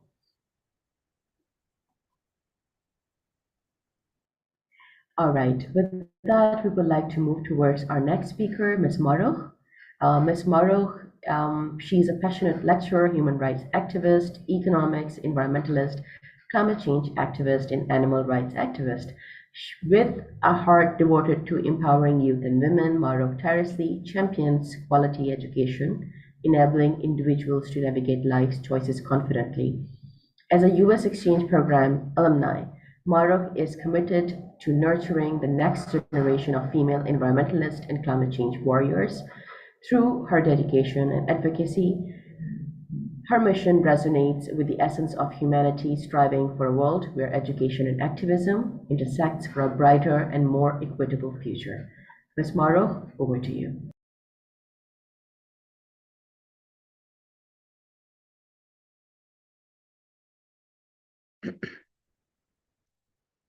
Hello, everyone. I am Maroch Zahir Shah. I belong to the tribal areas of Pakistan. I am assistant professor of economics. I'm environmentalist. I'm working in a U.S. exchange program where I educate female and youth about the climate change and the impacts of the climate change. And I work for the vulnerable communities and marginalized communities. I'm a animal right activist. Today I'm sharing my views on how we are going to shift to a green economy and care society for a sustainable future. So nowadays you people have seen that the past year 2023 was the hottest year record on the surface of the earth. So it is very important that we have to switch to the green economies, to the green businesses, and we have to take care of the society for a sustainable future, because this earth just not belongs to earth. Only us. This land belongs to everyone, not to human beings, but to the marine life, to the animals, to the plants, to everyone living in this planet. This planet belongs to them. So for a sustainable future, we have to work on different levels. For example, like for a peaceful and common balanced world, we have to switch to green economies and circular economies. We have to make our policies in such a way that we will not only take this generation in mind. We have to take into account the future generation while making any policies, while switching to any new businesses, while doing any kind of private or public investments. We have to take the green economies. We have to take sustainability in our mind. Sustainability, what is sustainability? Sustainability is actually that we use the present resources in such a way that we utilize them, but we also leave a good amount of resources for our coming future generations. We leave this planet in a very good condition for them. So it is very important that we not only talk about sustainability, but we also talk about environmental sustainability,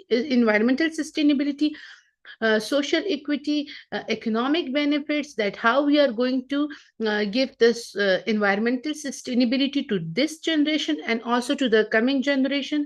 We have to, while before making any kind of policies, the government institution, the economic institution, the businessmen, all of them have to keep the children in their minds, that we as this generation, we are nowadays living in this societies, but we have, before making any policies, we have to keep the children, that when they will grow up, so how they are going to take the things and how they are going to deal with the different things. Actually, I belong to such a place that is we live in the tribal areas of Pakistan, which was like under the you can say that was people used to be victim of terrorism over there. We have very strong social and culture norms, and we have very strong laws over there, where women are usually not allowed to go outside from their houses. They are not allowed to participate in any kind of socio-economic activities. They are not allowed to get education. So it is very important to make your females educated, to make them the part of your businesses, to teach them about what is sustainability, to teach your children, your generation, your females, that what is sustainability, what is society. Society is not the name of a single individual. Society is the name of the combination of the people. When different people live together, that makes the society a very beautiful thing. So for a sustainable society, for a good society, we have to take different measures. And there is, like, where there is a problem, there is solution for that problems also, that, like, just like in 2015, the global community committed to tackle these problems with SDGs and Paris agreements on climate change. But still, different, like every year there is COP take place, there are different agreements take place, government, individual levels, NGOs, regional levels, on global levels, different initiatives have taken place. But this is like, for this world and for a better world, we all have to work together. This is not like a job of a single person or a job of a single institution. We all have to work together, because when we all have to will work together, then we will able to attain green economies, blue economies. We will be able to get the decarbonization and everything. So where there is a problem, there is solution for things. Just like, if for a sustainable future, for a sustainable society, for environmental sustainability, we have to invest in renewable energies. We have to promote energy efficiency. We can switch to sustainable transportation. This is a very small thing when we talk about sustainable transportation, but it has a very big impact on the air quality. When all of the people will start using the sustainable transportation, so it will decrease the amount of carbon dioxide in the air, and it will improve the air quality. We should switch to sustainable agriculture techniques. We should switch to circular economy, like ensuring social equity, investing in education and training, encouraging sustainable consumption. We should make such a policy support and collaborations with the government, with the business institution, with the economic institution, which work for the betterment of the people, for the betterment of the planet, for the betterment of the economies. We should innovate. Without innovation and research, like we are still practicing the old technique of economics, but it is very necessary that we should innovate, we should get into research, and we should switch to the new techniques, that how we are going to tackle the problems. Because recently Pakistan is one of the most um, vulnerable country under the impacts of the climate change. Like every year we experience flood, we are experiencing water scarcity, we are experiencing droughts, and that is just like it is crashing our economy. So for a better society, for a better future, it is very necessary that we should switch our businesses, our buildings to green buildings, our businesses to green economies, and we should work on on every level.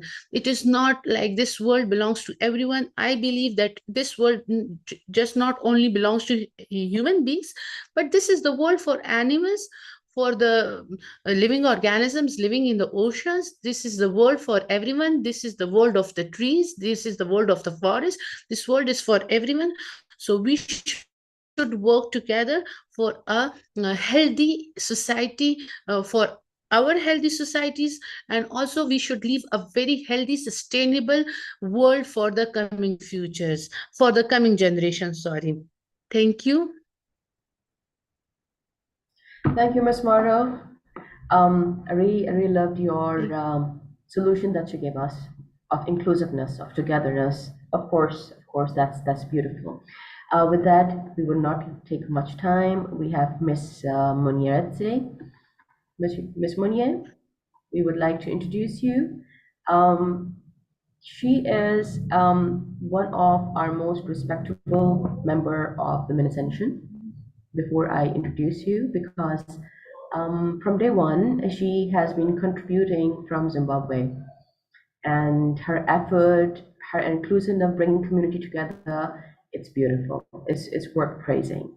So about her, she is a passionate educator and community development practitioner. She's from Zimbabwe with over a decade of enriching experience in high school teaching within arts and humanity department. Munya brings a wealth of knowledge and empathy to her work. Armed with global MBA in impact entrepreneurship and diverse academic background, including geography and Shona, Munya is dedicated to making a difference. As a facilitator, department head, and coordinator, she nurtures talent and fosters growth, while her involvement in various organizations undercrosses her commitment to empowerment and sustainability.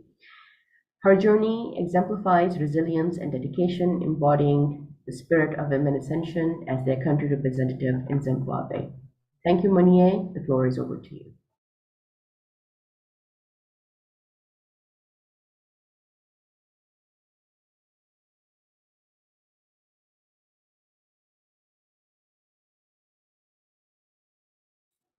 Dear Monier, we cannot hear you. Could you please unmute yourself?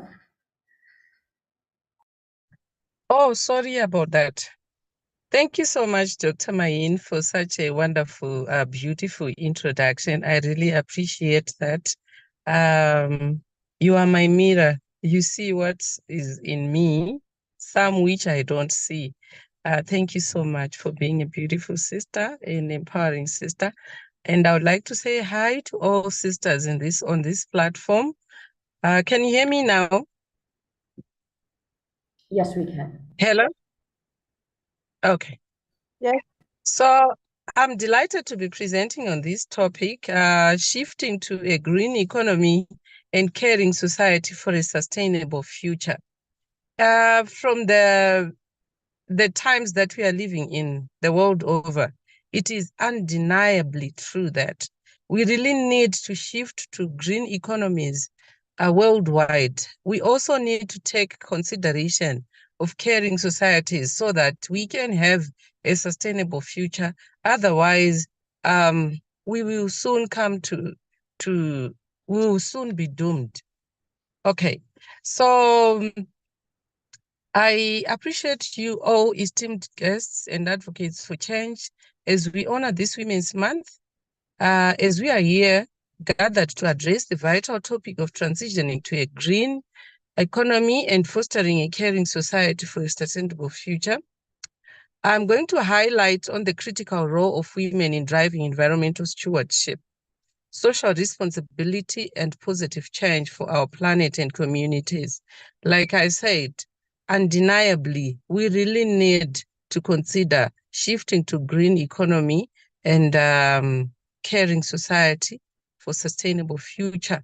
Because who doesn't want a sustainable future? Especially us as women, we are mothers, we are wives, we are the socialization agents, the primary agents of socialization in our communities. And we are looking forward to the best for our children, our sons and daughters. So prioritizing empowerment, awareness of women towards shifting of the towards greening economy and caring society can prove to be worthwhile. At this moment, the world faces urgent environmental challenges from climate change, resource scarcity, and this necessitates a shift towards green economy. Simultaneously, I can say this is a call for a caring society which prioritizes social equity, inclusivity, and well-being. The call, it actually grows louder. So women with their unique perspectives and leadership qualities can be considered as key agents of change in addressing these challenges and seizing opportunities for sustainable development. Some of the key strategies for transition that can be considered. Transitioning to a green economy involves embracing renewable energy. So we need to tell women, to teach them, to give them awareness on all these aspects, including sustainable practices as they use energy to save energy, to preserve energy, and even circular economy principles to create a more resilient and equitable society. On the other hand, as we try to build a caring society, there's need for advocacy for social justice, community empowerment, and inclusive policies that can nurture well-being and compassion. And women are a great resource of compassion. I think many of us can agree with this. So women leadership and innovation are essential, basically, in driving these transformative strategies forward. How can we empower women? From my own perspective, my experiences, my previous background, I believe that it is essential for driving sustainable development and social progress, empowering women, that is. So if we invest in women's education, leadership opportunities, and access to resources, we unlock their potential as change makers and catalysts for innovation. Remember, I keep repeating, the woman is the primary agent of socialization. So if you empower a woman, you've empowered the nation. I'm the one who is at home with the children, and in some instances, my voice can be considered to shape or break the family, because I'm the one who spends more time with the family. So the type of citizens that we create can also depend on the awareness, the knowledge that the woman has. So there's need to educate women. So however, in consideration of my time, in conclusion, I just want to say, as we celebrate Women's Month and reflect on the imperative shift towards a green economy and caring society, let us commit to empowering women as leaders of change. We can pave the way for a more sustainable, inclusive, and compassionate future where our voices as women are heard, where they are valued, and where they are amplified. I would like to thank you all for your dedication and building a brighter tomorrow for generations to come. Thank you so much for this. Thank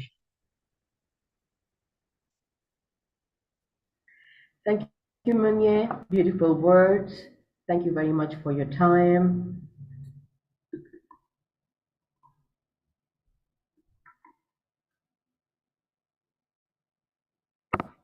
Okay, you got muted again. Could you please turn on your, yeah, lovely. Okay, sorry, I had a glitch there. I was appreciating everyone for their efforts towards building sustainable future, towards shifting to a green economy and a caring society.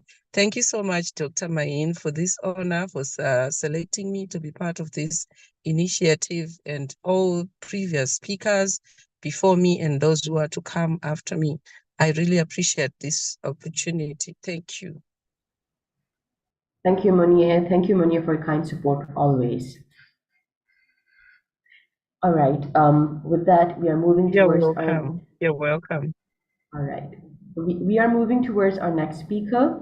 We met like a week before, but she's very humble. She's beautiful inside out. I would like to welcome her with my whole heart, Miss Rupa Patel. So everybody meet Miss Rupa. She's on a mission to support at least 10K heart-centered entrepreneurs in growing their income and impact. As an international business mentor, trainer, author, speaker, and mastermind host, Rupa brings a wealth of knowledge and experience to her work. She's passionate about helping others succeed and is an enthusiast for organic leads. With her guidance and support, Rupa empowers entrepreneurs to reach their full potential and make meaningful difference in the world. Dear Rupa, over to you. Hey, thank you, Mahi. And before I begin, may I request all the wonderful audience here to send lots of love to all the speakers. All the speakers. Can you send a lot of love to all the speakers? And big thank you very much. And a big love to Mahi, to Javad, and all the partners and the sponsors who have made this possible. But here is the most important, and thank you very much, Mahi. This is all the love that you are getting. All the speakers, amazing. And now, before I begin, one last thing. All the incredible audience here, and I'm seeing you and I'm loving you. Please take your right hand, and put it on your heart. Put it on your heart and give love to yourself. For those of you watching this live, for those of you watching this, going to watch this as a recording, please, please, please give yourself a lot of love. Thank you, thank you, thank you for being here. Now, pay close attention, eyes on the screen, because I'm going to ask you a quiz, okay? I love that, loves, thank you. So the question that I have is, I'm going to show you a couple of products, okay? Product category B and product category A, all right? Product category B, and see if you can understand what the difference is, okay? So here's the thing.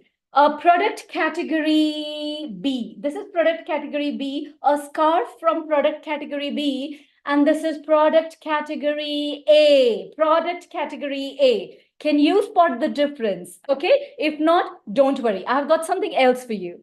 This is a soap from product category. I don't know if you can see it, but this is a soap from product category B, and these are soaps from product category A. I'm sorry if you can't see it very clearly, but you will get an idea of it. And the last is women in the house, pay attention.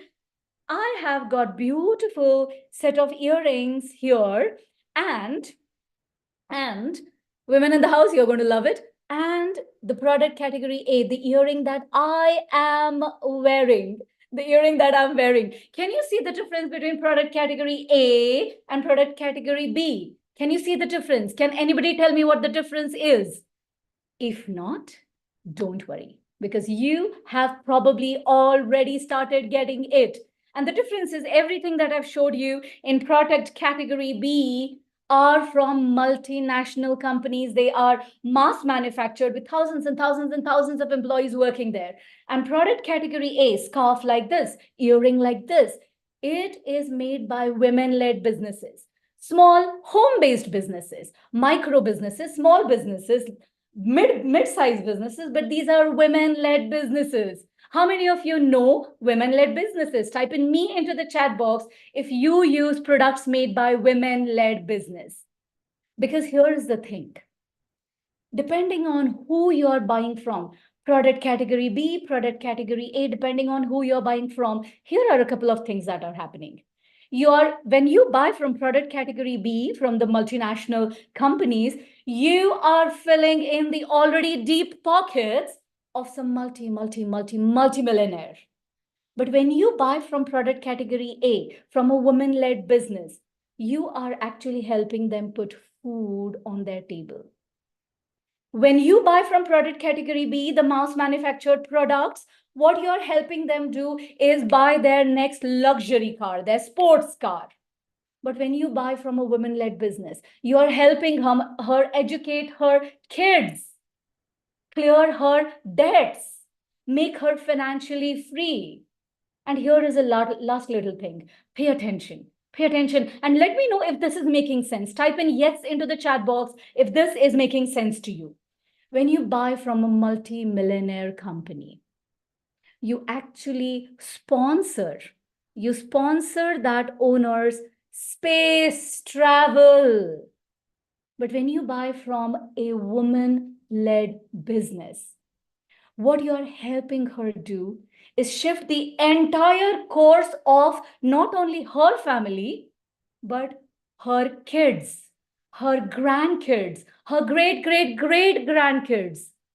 You, by making that one small change in the way you are buying and from whom you are buying, you are going to help an entire set of generation to change forever. And who made that change? You made that change. Type in me into the chat box if you would like to be the change. If you would like to bring about an enormous transformation, that is you. Type in me into the chat box. Thank you. Thank you. And all of you who are typing in, yes, Harira, Samira, Abida, Hasrat, Nighat. I'm sorry if I'm saying your name wrong. But this is you who is bringing about that change. Because here is what happens. A woman-led business is also probably a mother, a sister. And when in her house, the child, imagine if I'm a woman, I'm a mother, and when my child sees me, his mother is running a business. His mother is a financially stable person. Her mother has brought her first house.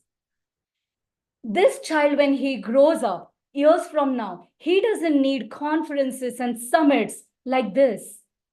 For years together, we have talked about women's bill and women's policies and women empowerment. A child who is raising to see his mother be powerful, be empowered, she is a born inclusive person. So next time when you buy something, please remember to keep this in mind. Instead of sponsoring somebody's space travel, educate somebody, help somebody buy their house, help somebody clear their debts, and you can be that change. Type in 100% if you commit to be, if you're 100% committed to be that change. Thank you very much, Mahi, and thank you. Lots of love to all the listeners. Bye-bye. That's my time.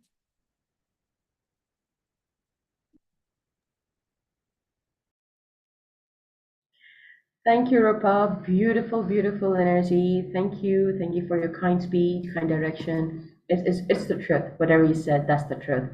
And here where we need to mend hands and move towards your decision towards where you're spending your money. Very well spent. Very well said. Thank you, Ms. Rupa.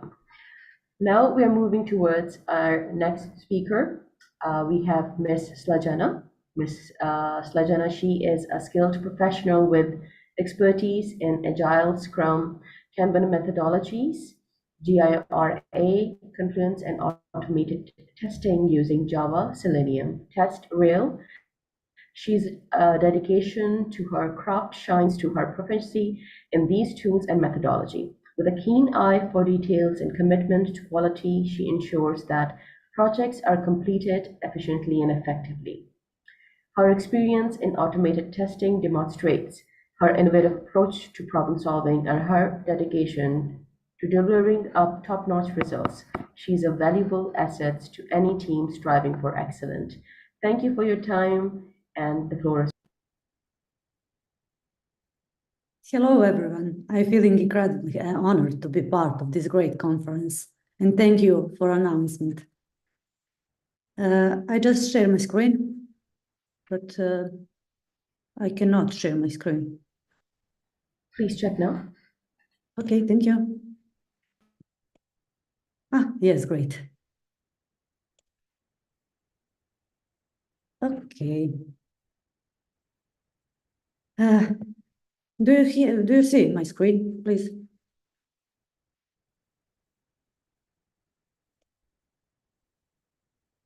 Okay.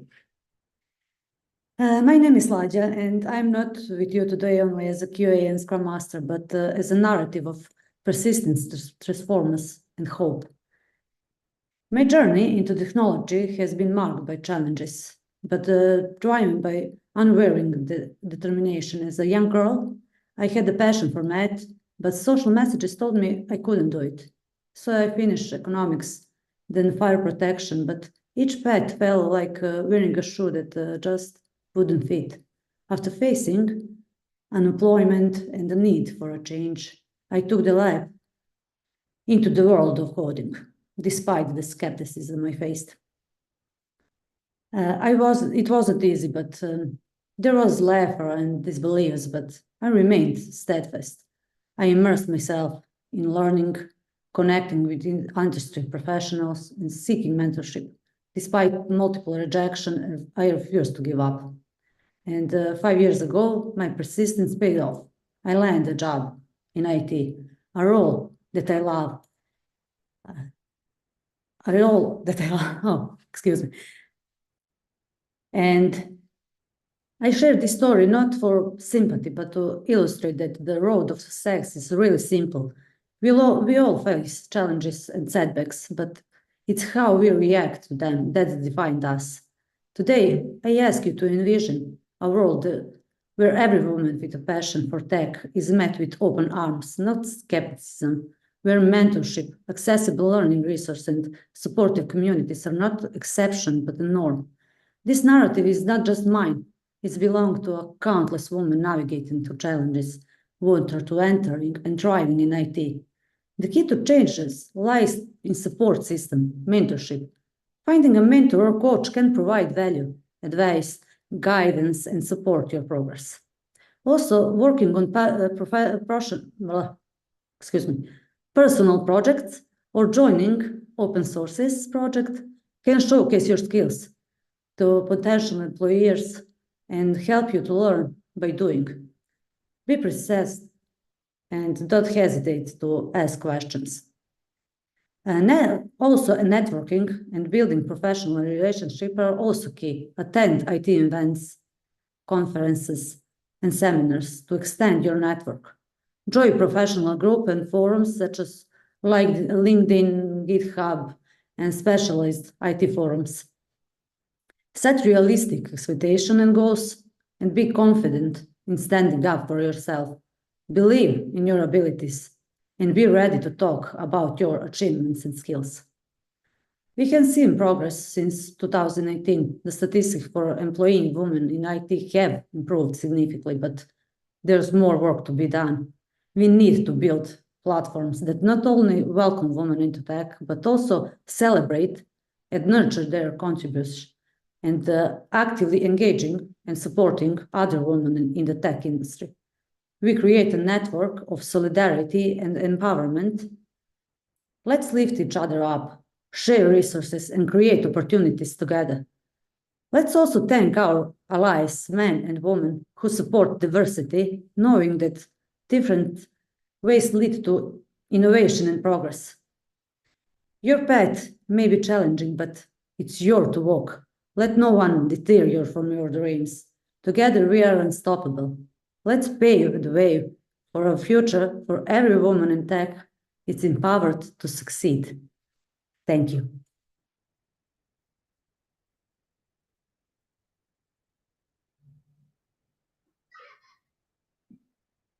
Thank you very much for your kind words, lovely speech. We truly, truly value your words that you shared. Thank you, Slajana, for your time. Thank you. Thank you very much for your support. Thank you once again. All right. With that, we would like to move towards our next speaker, Dr. Asma. Before I start with her introduction. Let me tell you, she's an incredible woman, very diversified experience, and here goes her introduction. Miss Dr. Asma Tabassum, your guiding light on the journey of empowerment and academic excellence with a rich experiences as a mentor of Women Ascension and CEO of Aquapreneur and Research Draft. She embodies passion and expertise in research methodology. As a CEO of Research Draft and a director of Auric Suhail University, her contribution to scientific advancement are profound. What sets her apart is not just her achievements, but her unwavering dedication to uplifting women in academia and championing inclusive research practices. Dr. Asma is not just a mentor, she's a beacon of inspiration for many. Dr. Asma, over to you. Thank you very much, Mahin. Hi, everyone, and I'm so happy to be here, to be a part of this incredible conference in which I got a chance to hear a very, superb women, especially the energy of Rupa. I really liked that. And I want to show you that how a woman empowered another woman. For me, as Ms. Mahin shared about me, my introduction, that I am basically a scientist. Uh, and later on, I worked a lot in the field of product development and education, you can say. And I must say how a woman contributed a different journey of mine. I must say the credit goes to Ms. Mahi, the founder and president of Women Ascension, and then my journey shifted towards the business side of myself, what I explored after meeting with Ms. Mahin. Thank you very much, Mahin, and I'm so proud of you. Today, I just want to show you what was my experience in terms of research. Then I started my venture that is called Aquapreneur. I am a marine botanist, and I have a lot of publications in terms of the seaweeds basically which are present in the Karachi coastline, especially in Sindh, our province. So I started working under the Aquapreneur, that it is basically an innovation hub which promote the product development from the flora and fauna present in the seaweeds that are very much contributed towards the blue economy and the sustainable economy of our country, which is a term nowadays used by many of the economists, that is called the green economy. So all the incredible women's, they shine the light on the specific aspects of green economy and the care society, how we can transform change. Being a woman, how can we contribute? I just want to show you a difference between this is you can see this is our coastline, a very bright seaweeds are present over there. We developed a lot of food products from that seaweeds. Then we started supply the seaweeds in our one of the market. How can we disseminate information which are not have been used in many of the local people? We developed the soaps. We developed the shampoo from the seaweeds. You can see these are the hairs which we dyed from the local seaweeds present in our coastline. Biodegradable plastics. How can we transform our world by using organic products instead of synthetic, which are very disastrous creating objects? as a result of anthropogenic activities. We secured a lot of awards and honors by developing all these, but suddenly what happened? An urgency was created. You can see a picture over there.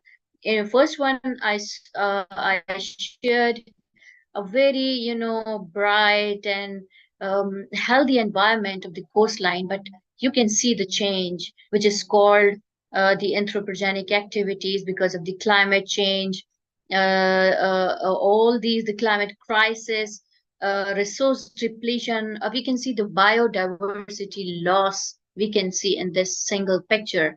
This happened between 10 to 12 years, which we are constantly saying that the climate is continuously changing, which is directly impact on the health of not only humans but also the animals inside the sea.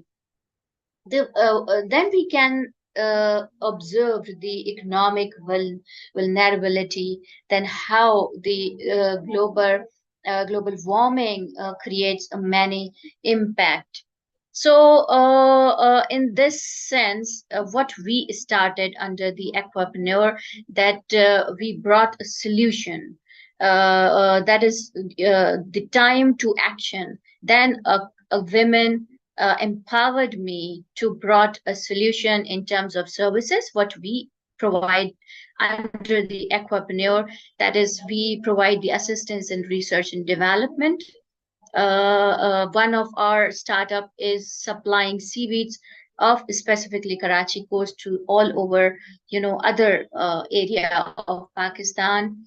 We provide trainings in collaboration with WomenAscension for the startups which are focusing on, establishing the products which are totally organic, and they have a bit of, association with the freshwater or marine environment. We time to time spread the campaigns, the awareness sessions we conducted under the Aquapreneur, and we are very much open to the national and international collaborations, that how we can promote the sustainability of our environment, how can we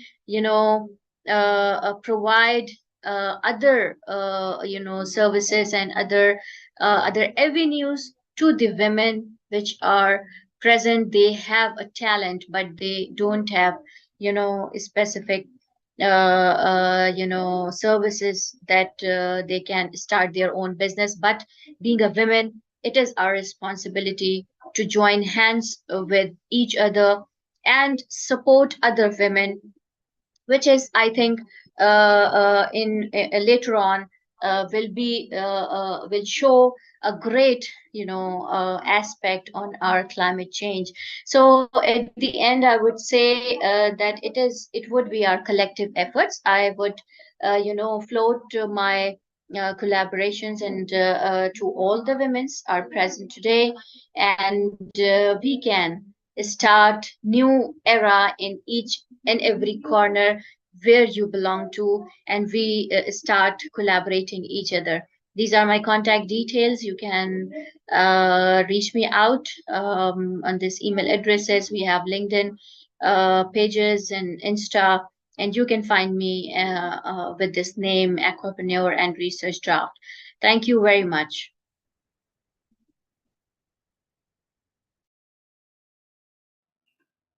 Thank you, Dr. Asma. Thank you for your incredible work and effort that you always do. You are pretty humble of what you do.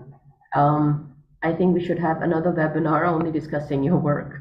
Thank you very much, Dr. Asma. With that, we would love to move towards our next speaker. We met 2 years before, and this lady is evergreen. I'm going to welcome Dr. Adama. Dr. Adama, if you're here with us. I am. Could you see my face? That's great. Now I can see you. All right. So Dr. Adama, all right, she is a solution-oriented professional with extensive program coordination experience. She leverages strong business skills to provide innovative solutions to complex issues and applies technology effectively. Known for her professional candor and a positive spirit, Adama excels in team building and communication, ensuring tasks are completed regardless of challenges. With hands-on experience in graphic designs, Dr. Adama has created various marketing materials for nonprofit, government, and private sectors. Passionate about international development, especially in West Africa, she proudly promotes the potential of diaspora movement as a leader in various roles, including founder of Impact Sierra Leone and SDG advocate. Adama inspires positive change and empowerment. Thank you, Dr. Adama. The floor is over to you. Yes, thank you so much, Maheen. Are you able to pull up my presentation, or is that not possible?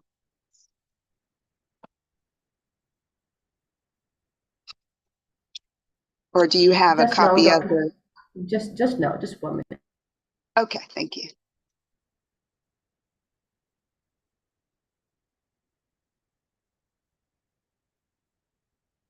Okay, great.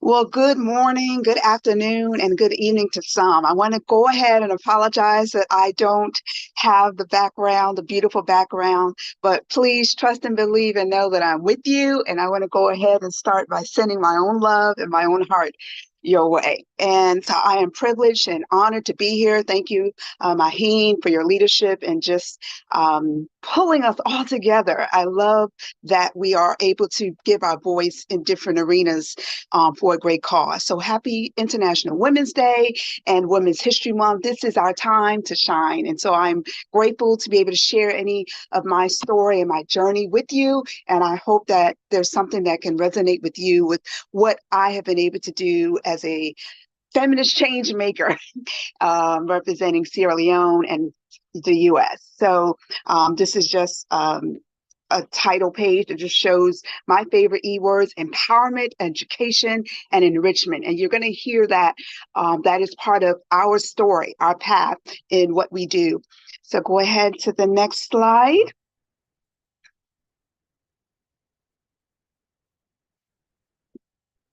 Can you advance to the next slide?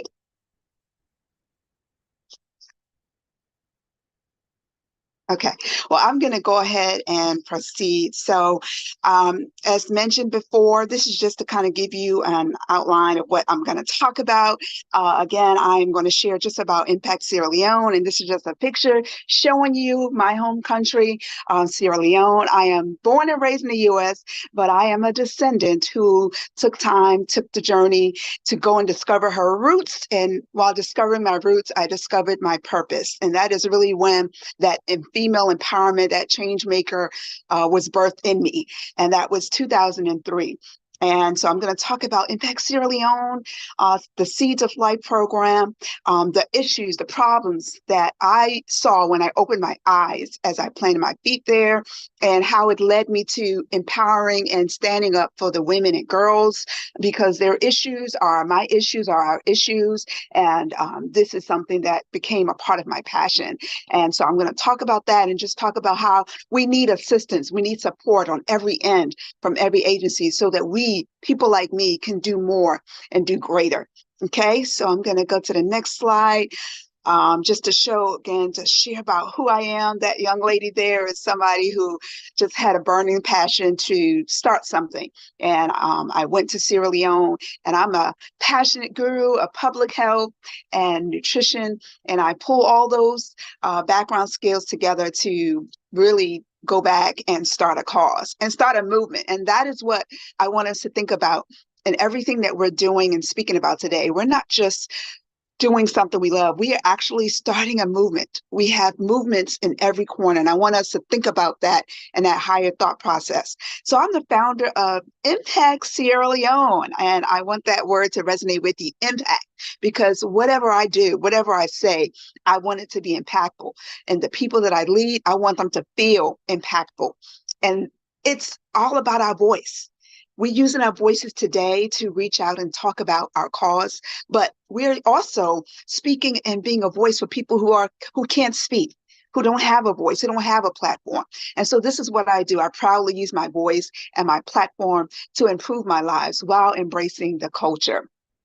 Next slide. So this is just a picture of Impact Sierra Leone. Our mission, of course, we reduce poverty in Sierra Leone and the United States through sustainable agriculture, education, skills training, and building strong partnerships with the diaspora. And I always tell people I love to think that we are a bridge, because whether I like it or not, I am born in American soil to parents who are from Africa. So I am a natural born bridge, whether I like it or not. And so I connect, and I think about that in everything that I do, that I bring the stories, the journeys of women and men are in rural communities. And I bring those stories here to the US and London, wherever that platform is. And I'm so grateful to have met Maheen, because she's one who heard my story, and that's how we connected. And this is what I believe continues our ability to reach, is to keep the story going, keep our story and our journeys powerful. So these are just some of the beautiful people, as you can see, Impact Sierra Leone. I try to paint Impact Sierra Leone so that they know that we are with them. And it's very important as we fight for people and we stand up for people, it's important that they know that we are with them in every way, not to just come, stop, and leave, but to be there to see things to fruition. And that is what Impact Sierra Leone did. We adopted a community in rural Sierra Leone and decided that we were going to see how they would develop their community development. We wanted to do it in a way that would be sustainable. And so this is what Impact Sierra Leone stands for. Next slide. So at the end of the day, I did not travel to Sierra Leone or start this journey just because my eyes were open, and the issues, the problems for most of what we encountered was poverty. And yes, we have poverty all over the world, but there are some communities that have more extreme poverty.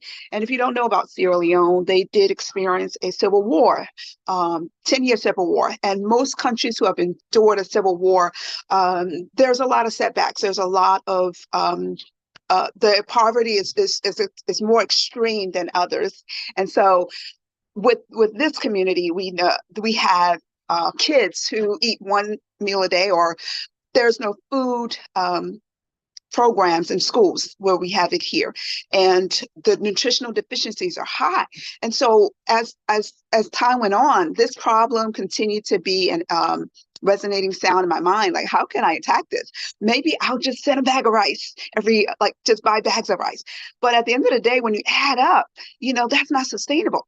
And I decided, not only do I want to bring rice, but I want to actually help them grow rice and use the land to cultivate the land that is in abundance and take advantage of that. And I was introduced to Global Goodwill Ambassadors. And again, as you tell your story, as you share your voice, I tell you one thing, it may not happen overnight, but there are people who are listening. There are people who are watching. And as women, especially those who are trying to change the world, your voice must be a resonating sound. Your voice must be heard and amplified, and on a consistent basis. And that is what happened. I used my LinkedIn and Facebook to continue to tell the story and to be introduced. And I was introduced to people like Global Goodwill Ambassadors and so many other platforms that led me to know that you have to take it to another level. You have to connect to the Sustainable Development Goals so that you can be sustained tomorrow. And that is what led us to Seeds of Life program.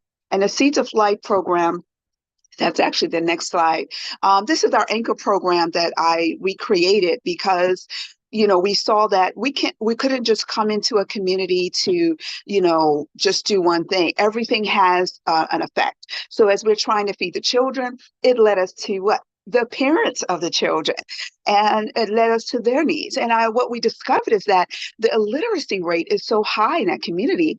And so we had to use my creative approach. And so as Maheen shared, I love graphic design. I love posters. I love spelling bees. And again, I looked within me and decided, as I come into this community, I'm taking everything I got.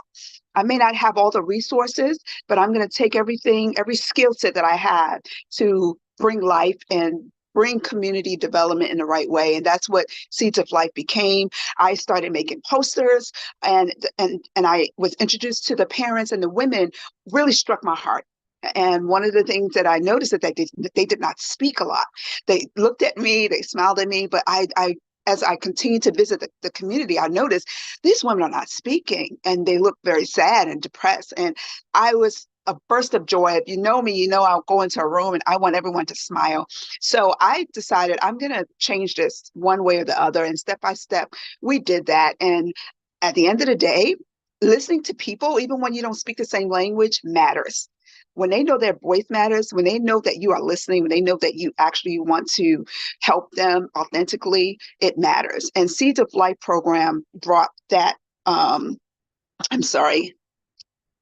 led us to starting an initiative. And if you go to the next slide, during my second visit, I gave the mic to all the women.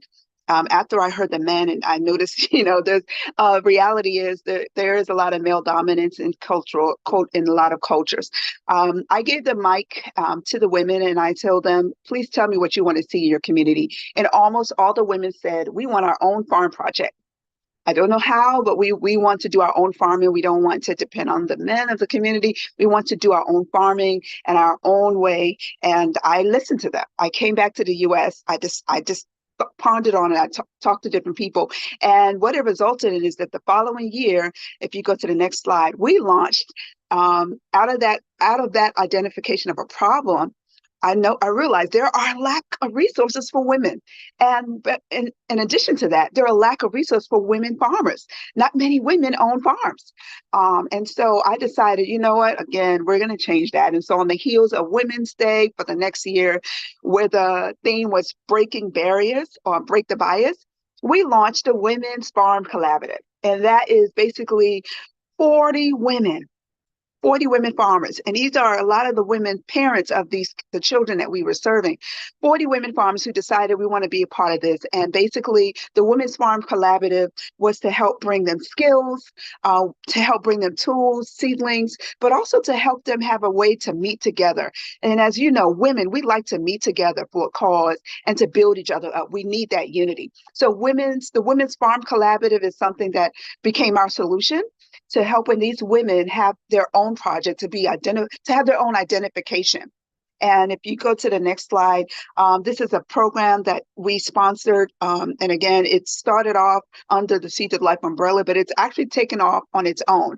And since that time, the women have grown groundnuts, have grown okra, have grown beans, crane. I don't know if anyone knows. You can probably put in the chat if you know any of these foods. But again, most of these foods are staple items that are eaten in Sierra Leone, but they benefit the children. In partnership with the clinic, we realized a lot of the mothers who have babies, they don't have food enough to even make the breast milk. So if you look at all these problems that are glaring around the women, it makes sense to start a women's, I guess you can say, a women's club that empowers them. And so today, the women are smiling. The women know we have our own, and we're going to the next level by not only giving them seedlings and tools, but we're going to the next level because they want to now make garments. They want to learn skills. They want to learn how to read. And so as you continue to think about when we see the problem, when we see the needs, you have to look at the overarching end goal. And for me, I see the vision. I see women making garments and selling them and being able to create an online market. This is my vision for these women, and to take it into other villages and other areas. Because a lot of times when I go to Sierra Leone, I always bring garments back and I always show them off, and people want to see more. They love that cultural diversity. They love that inclusion. And that is something that I realized, this is my way to give back, but I need more support. And so as we think about it, just think about 10 people just like me. Can you imagine if we all developed Women Farms Collaborative in different communities that don't have that presence? And if we had the funding, just imagine what we could do.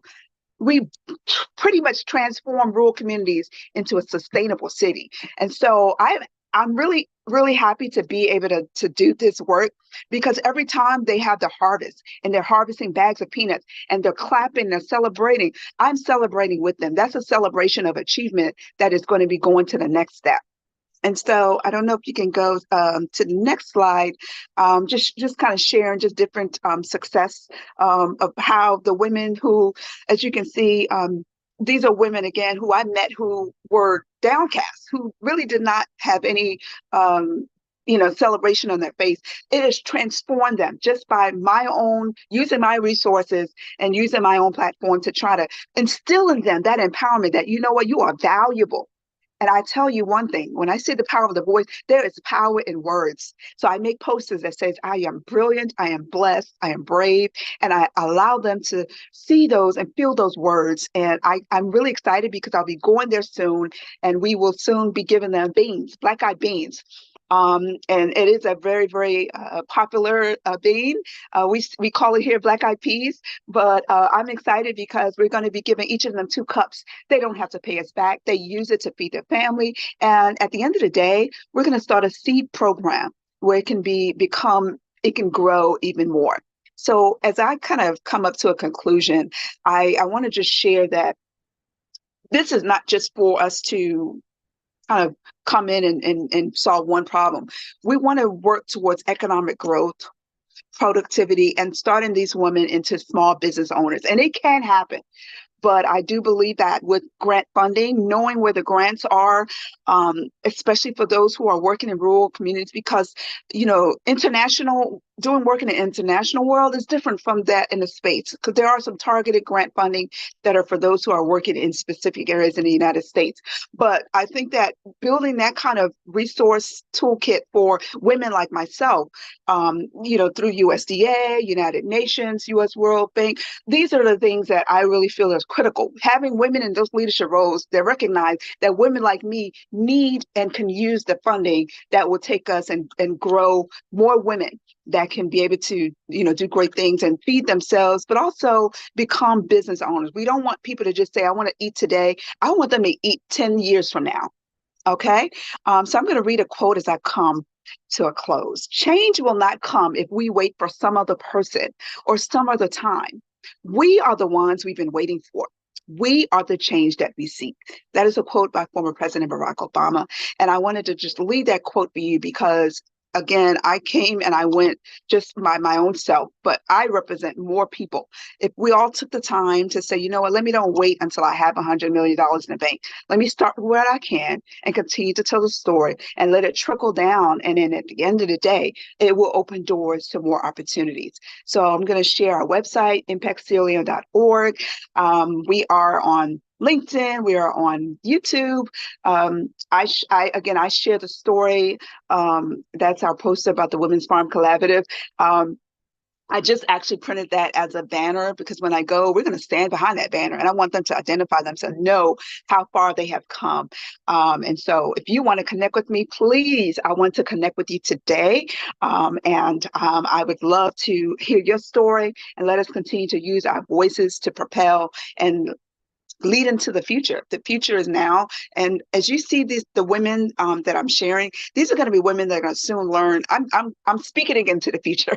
So I want you to join me. They're going to be learning not only to sew and make garments, but they're going to learn computers and they're going to connect with women that are here in the state side. And I think that is one of the most important things for us as women change makers, to always have that visionary approach to see beyond. So again, thank you. My name is Dr. Adama Kaloko, and I am a proud feminist change maker. And I thank you for this opportunity again to celebrate with me with what we are doing with the women farmers and taking them to the next level of agriculture. I love all of you guys and I give you my heart, and you can feel free to, again, reach out to me. Thank you, Maheen. I love you.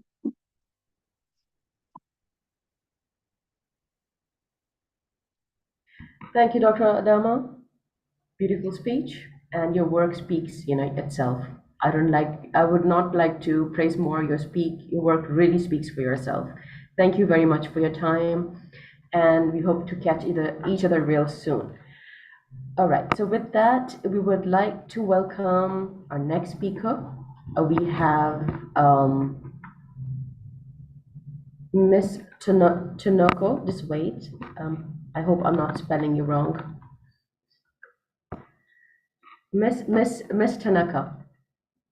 Yes? All right. So we have Miss Tanaka, a dedicated and driven individual from Zimbabwe, as a former SRC president of Women's University in Africa. She served with passion from 2023 to 2024. Currently in her third year pursuing a bachelor's degree in social work, her commitment to empowering young women shines through. Ms. Tanaka founded the Young Ladies Empowerment Movement, aiming to uplift and instill confidence in women. She actively serves as the Zinasu chapter chairperson and is on attachment at Ignite Youth Organization. She volunteers with various organizations, including the Female Students Network and Youth Empowerment Transformation Trust, demonstrating her dedication to community upliftment. Thank you very much for your time. Over to you. All right. Thank you so much. Am I audible? Yes, dear, you're audible. All right. Firstly, I would like to thank you so much for organizing such good event, which is helping us to gain some knowledge on certain things. So I will share my screen so that we can go through the presentation together.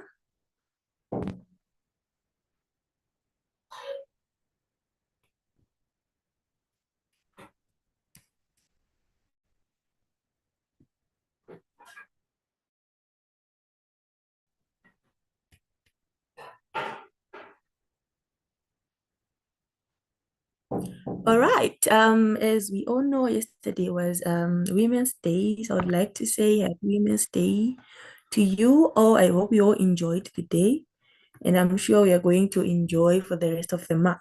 So the theme was Invest in Women, Accelerate Progress. This theme is so powerful, and it's teaching us that we should learn to invest in ourselves as women, and we should accelerate what progress. As we all know, the world most population is women. So if we don't progress and if we don't invest and encourage each other to do better, we are not doing the best for the world.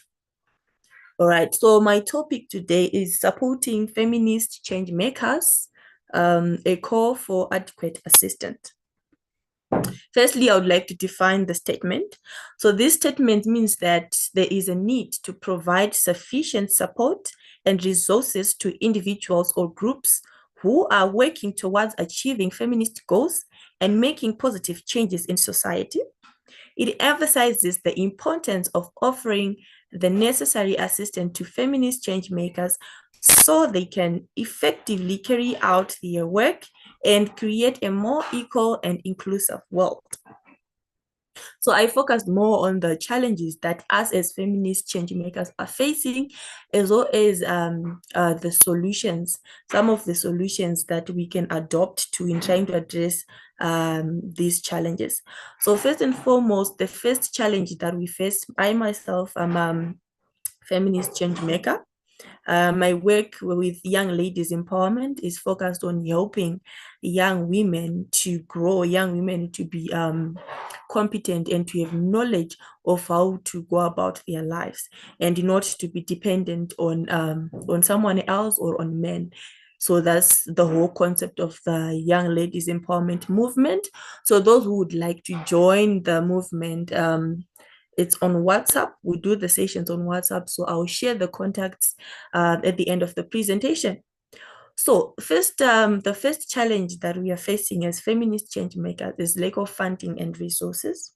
We have a lot of people who are passionate about promoting change in terms of women affairs, in terms of women rights. You can mention it. So the reason why people are not doing as much as they are supposed to do is because there's lack of funding and resources that they can use to push the word or to push their work forward. So one of the solutions that can be adopted is to look for grants because there are organizations that provide grants to different initiatives that people are doing. So you can just be on the lookout of these grants, and then you can apply for the grant. Then if you get a chance, you get the grant so that you can push your work forward. The other thing is providing training. So there are courses all over online where you can learn if you want to be a powerful feminist change maker. You can do 3-month courses or 6-month courses online. There's also need to create networking opportunities and create a directory of feminist organizations. So this is one of the solutions that can be adopted to in reference to the lack of funding and resources. By networking with a lot of people, you might get someone who would like to sponsor your initiative, or someone who would like to sponsor what you're doing in terms of women affairs. Then the second challenge that feminist change makers are facing is lack of recognition and appreciation. You find out that there are a lot of female change makers who are doing their best, who are not even resting, trying to change the lives of other women in this world. But then at the end, they are not getting the recognition they are supposed to get, or the appreciation that they are supposed to get. So if someone lacks recognition and appreciation, in the end, they will drop out and say, why am I doing this for? People are not noticing, or no one is recognizing my efforts. So yeah, well, what can be done is to establish awards for these people, to say, oh, I've noticed you have your initiative called Young Ladies Empowerment. It's a good initiative. You can be nominated for these awards. There can also be recognition programs whereby people are just being mentioned, their names, to say, with this year, we want to appreciate who and who for what they are doing in terms of women's lives. All right. And then there is the issue of stereotypes and bias about women in leadership. As we all know, in Africa, the society is patriarchal in nature, which means that it's male dominated, and people do not believe in women that much. They just think that women's duty is to be home, cook, and take care of the kids. So when you come up with an initiative like this, people will tend not to believe in you, to say, I don't think this one can do it. Why? Because you are just what? A woman. That's why we have noticed that in leadership positions, we have a few women in there. Why? Because they are not voted for. Because of the patriarchal nature of our society. So what can be done in terms of this is increasing representation of women in leadership. By increasing representation of women in leadership, other women who are coming behind, they can notice, good, since we have who and who in the leadership, what can stop me from doing this? So we need these women in leadership so that they can encourage the young people who are upcoming to also take part and not be let down by these patriarchal norms and values. There's also need to promote positive role models and challenge negative stereotypes. Okay, I move on to the next slide. The other challenge that we face is female change makers. The environment is unsafe for us, and it's very hostile. Some have been facing sexual harassment, verbal harassment, media harassment. When you post your things on social media, we face those kinds of harassment as feminist change makers. So what can be done, or the solution that can be done in relation to this, is to promote zero tolerance for harassment, to say, if we find out that there can be laws, policies that safeguard female feminist change makers, to say, if you're harassed, you go and report, and you are told of the procedures to follow to report that person who has been harassing you because of your work. Even on social media, If someone has commented a bad comment on your work, that person can be sued for just commenting like that. So yeah, this can reduce the harassment cases or the hostility in the environment. Also ensure physical and digital security and offer mental health resources. So in the end, you find out that a lot of female feminist change makers will end up with a mental health breakdown. Why? Because of this harassment or of hate comments. So in the end, they are broken mentally, and this can disturb them to push the work forward. So what can be done is to offer them resources in relation to mental health, to offer them mentors who can guide them to say, when you face this, how do you respond to that? Something like that. Then the other challenge is lack of cooperation and coordination amongst feminist change makers. And what can be done is to create space for collaboration. Yes, this is good, like what has been done in this conference, collaborating with a lot of female feminist change makers and encourage them to push the work forward, as well as encourage sharing of resources and best practice, as well as establishing networks. You network with other people, you tell them your work so that they can be interested and help you to push the work forward. So this is the solution. Then the last challenge is inadequate knowledge and understanding of feminist principles. So we can find out we have a lot of feminists, or we have a lot of people who call themselves feminists, but they are not sure they understand what a feminist does, or what they're supposed to do, or how they're supposed to go about it. Okay, so providing training on feminism and intersectionality can help them to really understand the issue of how you can be a good feminist, how you can advocate for other women, how you can participate to promote change in women's lives. Also create educational materials and offer mentorship programs. So that's what I have. The challenges that we face is young feminist change makers. So that's my contact detail. Those who want to be added to the Young Ladies Empowerment Group to follow up on our discussion that we do, you can get the contact details. You can also email me, and then we'll add you to the group. Thank you. Thank you so much. And if in such a young age you are doing so much, more power to you, my dear. Thank you for your beautiful speech. We would love to move towards our next speaker. We have Ms. Shireen with us. Ms. Shireen, I'm going to introduce you now. We have Ms. Shireen Khan, a social entrepreneur, life management and education consultant trainer with 25 years of experience, having impacted over 2,500 individuals, families, students, and educators. Shireen offers live and online workshop, one-on-one session in personal development, stress management, and professional grooming. As a life coach, she guides clients through personal and professional challenges using NLP and multidisciplinary techniques.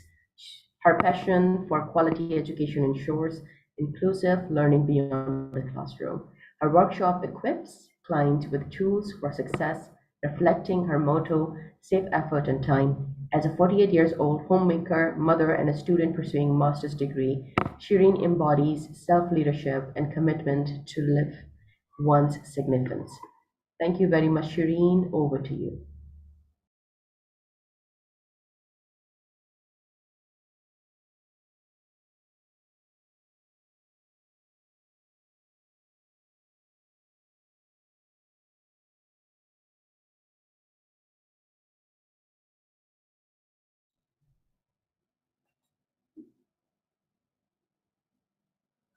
Shireen, can you unmute now?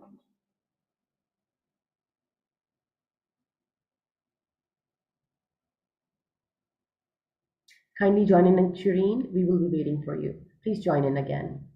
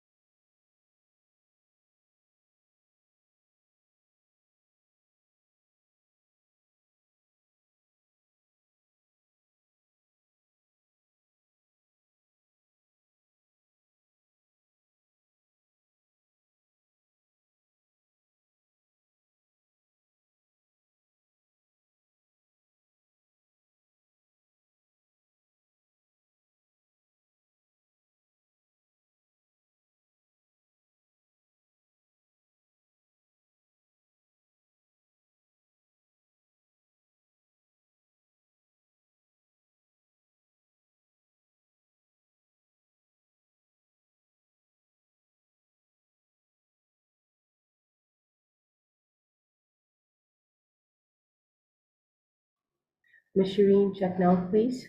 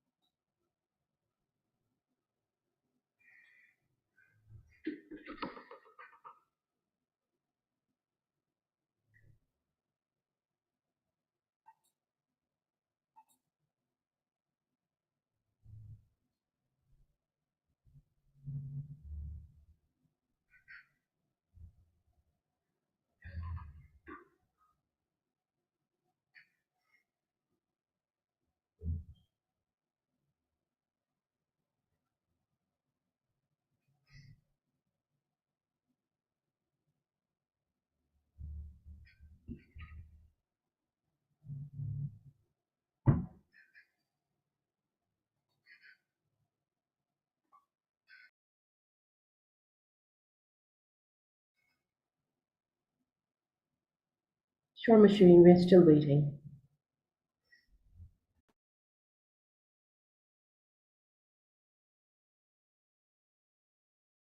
Ladies and gentlemen, Ms. Shireen is our last speaker, and after that we will have few announcement of our upcoming projects. So after Ms. Shireen, we will be concluding the session.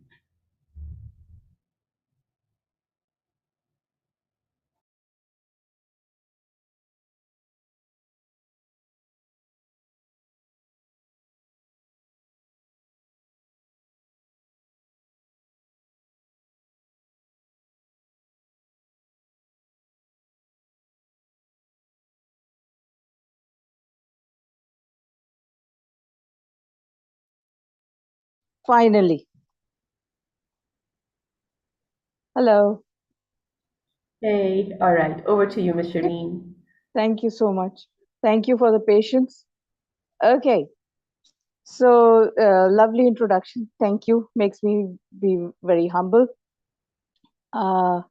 So, as per the topic, we are supporting change makers. And on my part, although the introduction sounds very grand, but I'm basically a full-time mom, part-time social entrepreneur, and I have been doing that for 29 years now. So having done that, I've worked with grassroots people, and when one is starting off, one experiments with a lot of things. And that's exactly what I did. I tried my hand at every possible venture that felt exciting. I worked on dummy projects that if one day something happens and if I can make a change, a difference in the world, this is what I would love to do. And that's what I did. So one of my favorite projects was 1 + 1 makes 11. So that's what I started working on. And another one was Power of Zero. When there is nothing, when you don't have funds, when you don't have resources, you lack resources, you lack social support and everything, all those things that our respective fellow speakers have already mentioned, which leaves very little room for me to speak on anything different as such. But the thing is, that is what helps us to come up with ideas to create something. And so my three things that I would like to share today on supporting change makers is, number one is sustainable life skills, which I believe is gentle compassion and goodwill, because that is what helps us to save the effort, save the time, and we are able to turn obstacles into stepping stones. The second thing that we need is having co-empowering inclusivity network, where we include people irrespective of gender, irrespective of age, and irrespective of race. Because if we look at it, around the world, and since we are celebrating the Women's Month or Women's Day, women, whether they are from the First Nations, women, whether they belong to women and men, whether they belong to the tribes of Africa, women who are from war-oppressed areas of Gaza, Syria, Myanmar, Kashmir, any place in the world, they all need inclusivity. We cannot cut ourselves off as it's their problem and not our problem. It is our problem because it does affect and impact.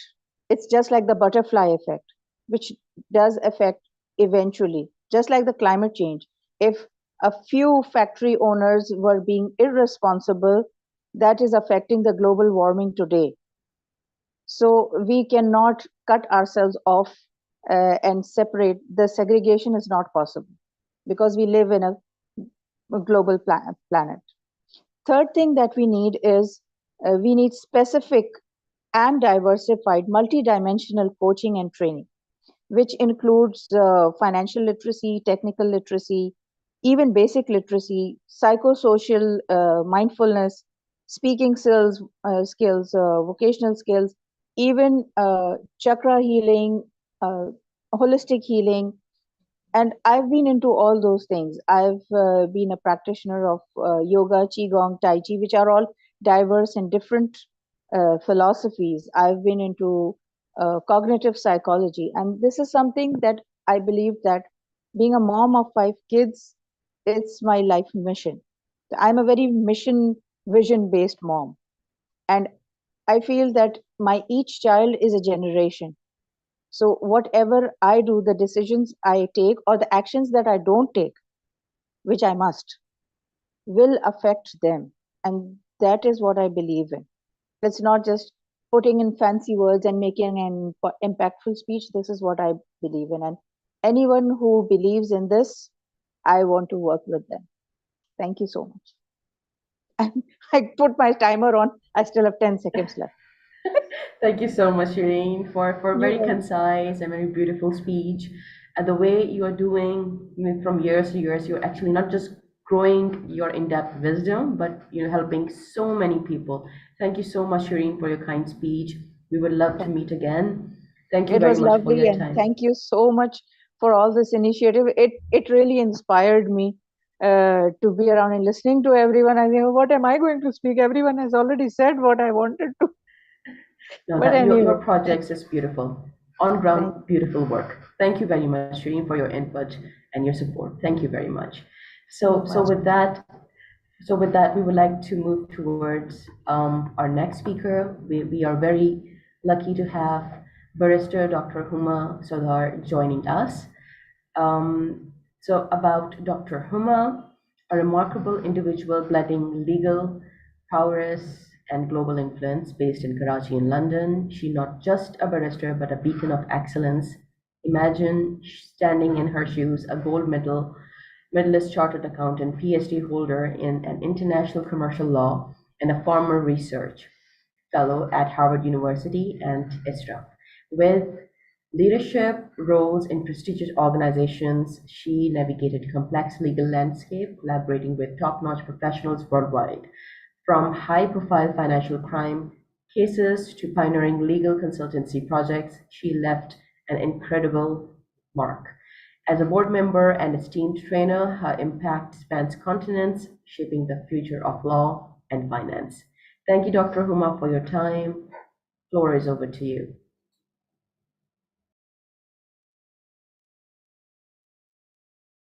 Hello. Apologies, for such abrupt thing. Actually, the thing is, you being ladies, we have to juggle with so many things. So I am supposed to now leave for a wedding ceremony. So I was thinking of, I planned a jacket, but anyways, thank you, first of all, Maheen, inviting me and making me a part of this event, and thank you for your generous introduction, I would say. And as you have already introduced, that I'm a multi-jurisdictional barrister and a chartered accountant. Today we have gathered here to explore the strategies, how we can support the femme change makers. there's much which can be done about it, and which can be said about it. But what I would do here, I would actually take something from my own life journey, and because I come from a very humble background, very humble rural background. So from my transformation from a very young girl, from a very humble rural background to a cross-border professional, what are the things, or what are the challenges, if you have to undergo that transformation, you would be confronting? Mainly, I can classify them into, I mean, as far as I was concerned, there were two, which was internal and external. Internal being women, being ladies, I think most of us, we battle with it, which is self-doubt and this brutal chatterbox which goes on 24/7, limiting beliefs, and our mindset. These are our own enemies which actually stand in our own way. So my challenge was, how can a person like me, a young girl like me, can even dream of thinking of continuing her journey, academic journey to until PhD, be a gold medalist chartered accountant, even think of, or even dreaming of, or even making an application, or being a Harvard University research fellow. All of this, I mean, I think even dreaming of that, it actually required me to fight a battle with my own self as well. So what I actually did, so what is the remedy, and what is the key point, I mean, out of my experience, I would like to share is, I treated and considered my journey as in itself a learning experience. So the outcome did not matter. What mattered was the experience, journey itself. Because the key is, you believe in yourself, focus on the process and not the outcomes. Because the journey actually within itself polishes you up, your skills, your emotional skills, your social skills, your professional skills, and it actually transforms you, even sometimes better than that which you actually initially thought of, or dreamed of, or aspired for. So that's the key. And second one is, which is, I would say, network like people and forums like this. So have your saviors and your success stimuli, identify them and stick to them.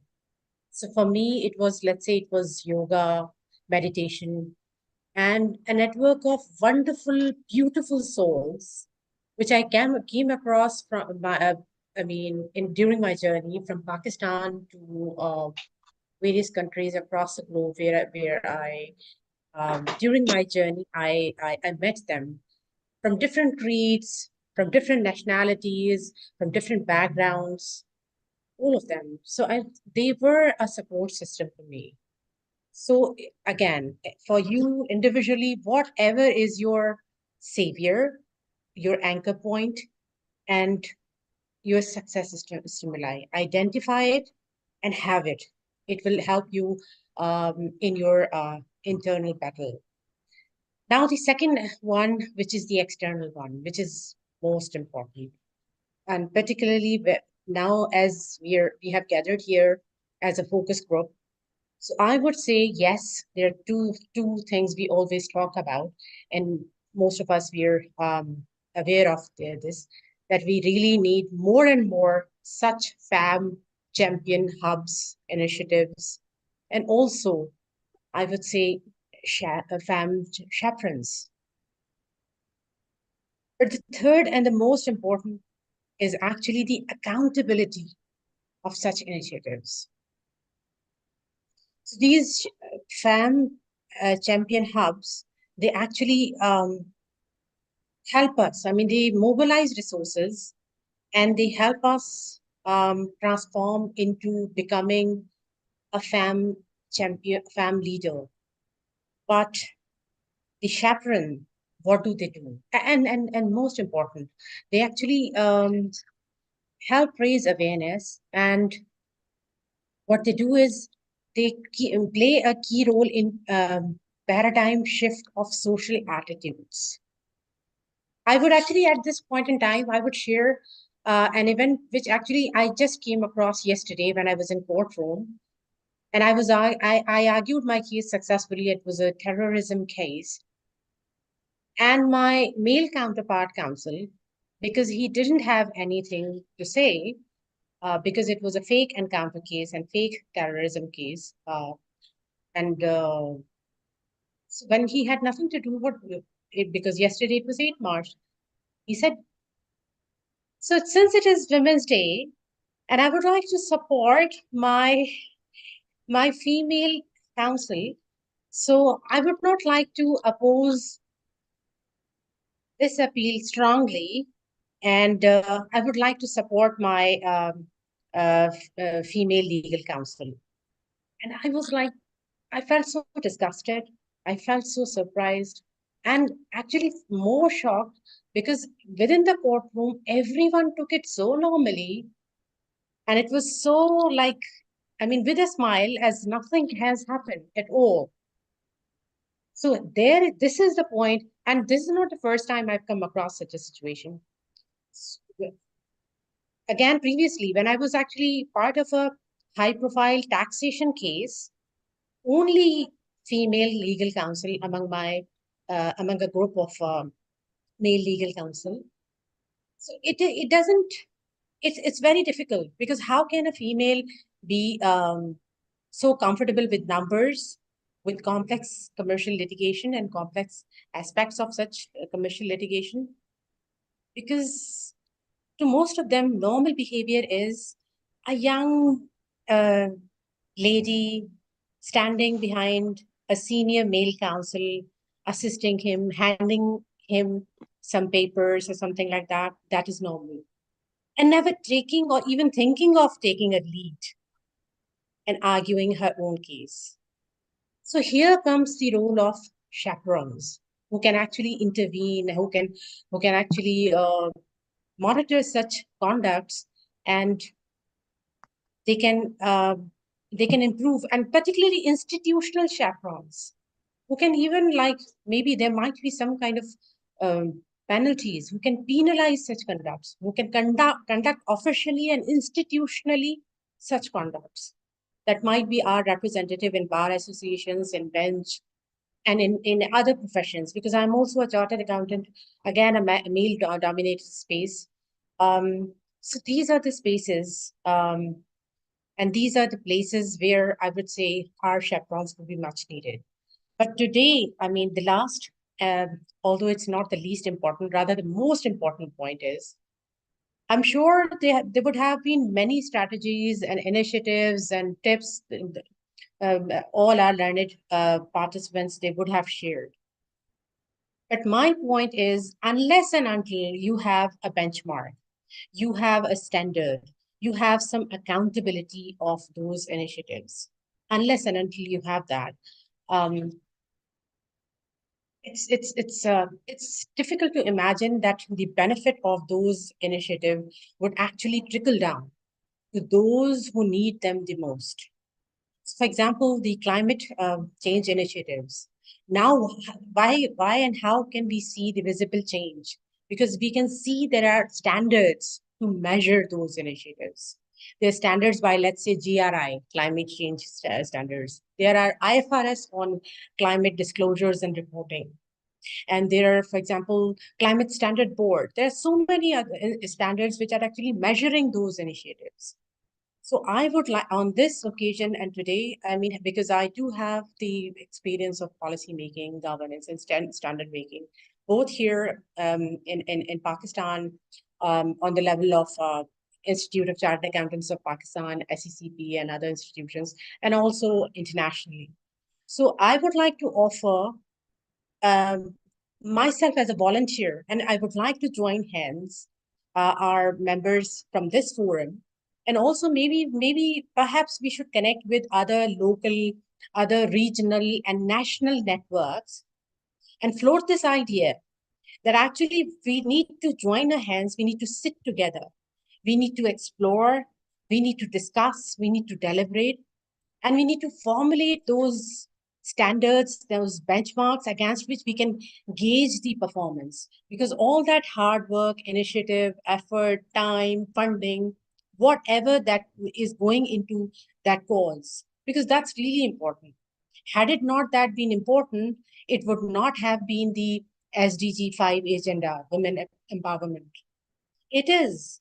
I mean, if we would like to imagine a happy, peaceful, and a sustainable planet Earth, so we would have to see the impact. And to see the impact, we have to have those standards. And we have to think about it. It's high time to take that big leap, next step, so that we can start seeing the results and fruits of that initiative. So that's what I think that's what is from my side, and I hope I haven't taken much time. And if I have, I would really excuse because, as I said, I was in a completely different state of mind, and apologies if I am late. And thank you once again for making me part of such a wonderful and beautiful initiative.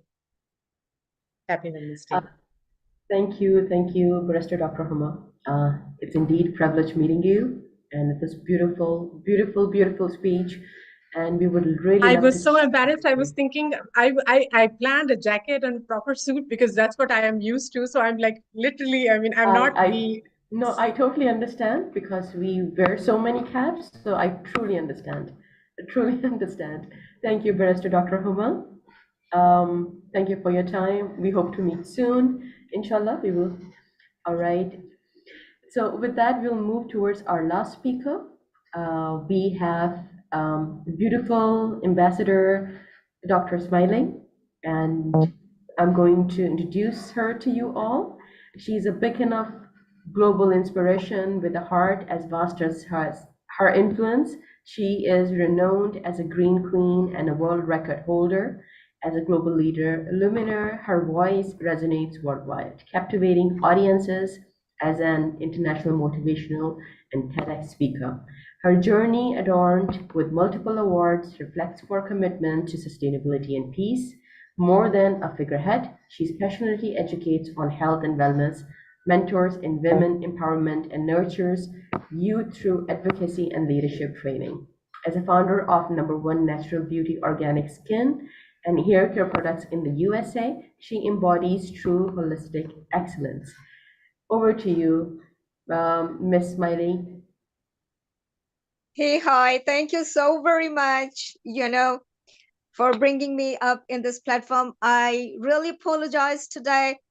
I have a terrible sore throat. I might, take sip in between my herbal tea and just bear with me if I sneeze and all. But to be honest with you, everything is possible if you are ready. That's what I always believe. I mean, I just don't want to miss this opportunity, but kindly bear with me. And thank you very much for giving me this opportunity. I believe introduction is really not important. It's very important how you are and what you leave an imprint on the table. And that's what is a simple way of describing myself. Maybe I have worked from no one to someone today, but I am just over and above a very simple human being who keeps in heart the feel for love and a spread of sustainability. That is what my mission is. Like I said, every journey is not that easy. I had dreamt just being a plant biologist to make my own skin and hair care products. And that is where my journey started. And today, with the blink of my eye, when I see myself, when I see myself on every platform being honored as a global icon and a goodwill ambassador, I think nothing is impossible. It is just your vision to move ahead in life. Today, I would only talk about as on a mission of spreading sustainability, lifestyle, and Go Green Drive, I would talk about supporting feminism as a positive change maker, turn to be a sustainable leader in every action you do. Not that what just for the sake of saying, because I'm a person, I love to talk and walk with my talk, just not talk. It is a dire need nowadays to be a part and become a sustainable leader. Now, every action has to come from your side, and that's the way you become a positive change maker. I'm so sorry, positive change maker. But at the same time, your every action starts from your own home. No matter what you do, how you do, you have to spread the firm mission of sustainability. Keeping yourself close to nature. Nature has given us everything in abundance, but we are moving away in the materialistic world. Why? Can't we respect nature? Can't we start taking things from nature? Can we just leave away and exit from trashing? Before trashing anything, can we just give it a simple cut that how I can recycle, reuse, reframe, restructure? Ask me. This is what I do. Like I say, before trashing anything, I always think how I can utilize this. Simple example. I mean, I don't have a glass bottle right now. If I drink some water, of course, I never drink from the plastic. I stay away from the plastics and all. I turn all my plastic bottles to cover my plants, to control from any pest. Simple way. That means every action and every drop saves. Really, every drop makes an ocean. Can't we make that? Of course. We all are women. We love branded products. We love to decorate ourselves. That's okay. Decorate yourself from your heart, living healthy, taking things up from the nature. Instead of using chemical-based products, everything is available in your kitchen. Just pick it and use the way and live healthy and age graceful. That's my mission. I can turn anyone from none to lead a sustainable, healthy lifestyle. Simple way, just simple way. Everyone, I mean, I'm a fruit lover. You ask me and all because, I dive into fruits, no matter what it is. My favorite fruit is banana. I'm just giving you an example. Banana is one of the fruit. It has maximum power in everything. We eat the banana, we throw the peel. Do we know the potency of the banana peel?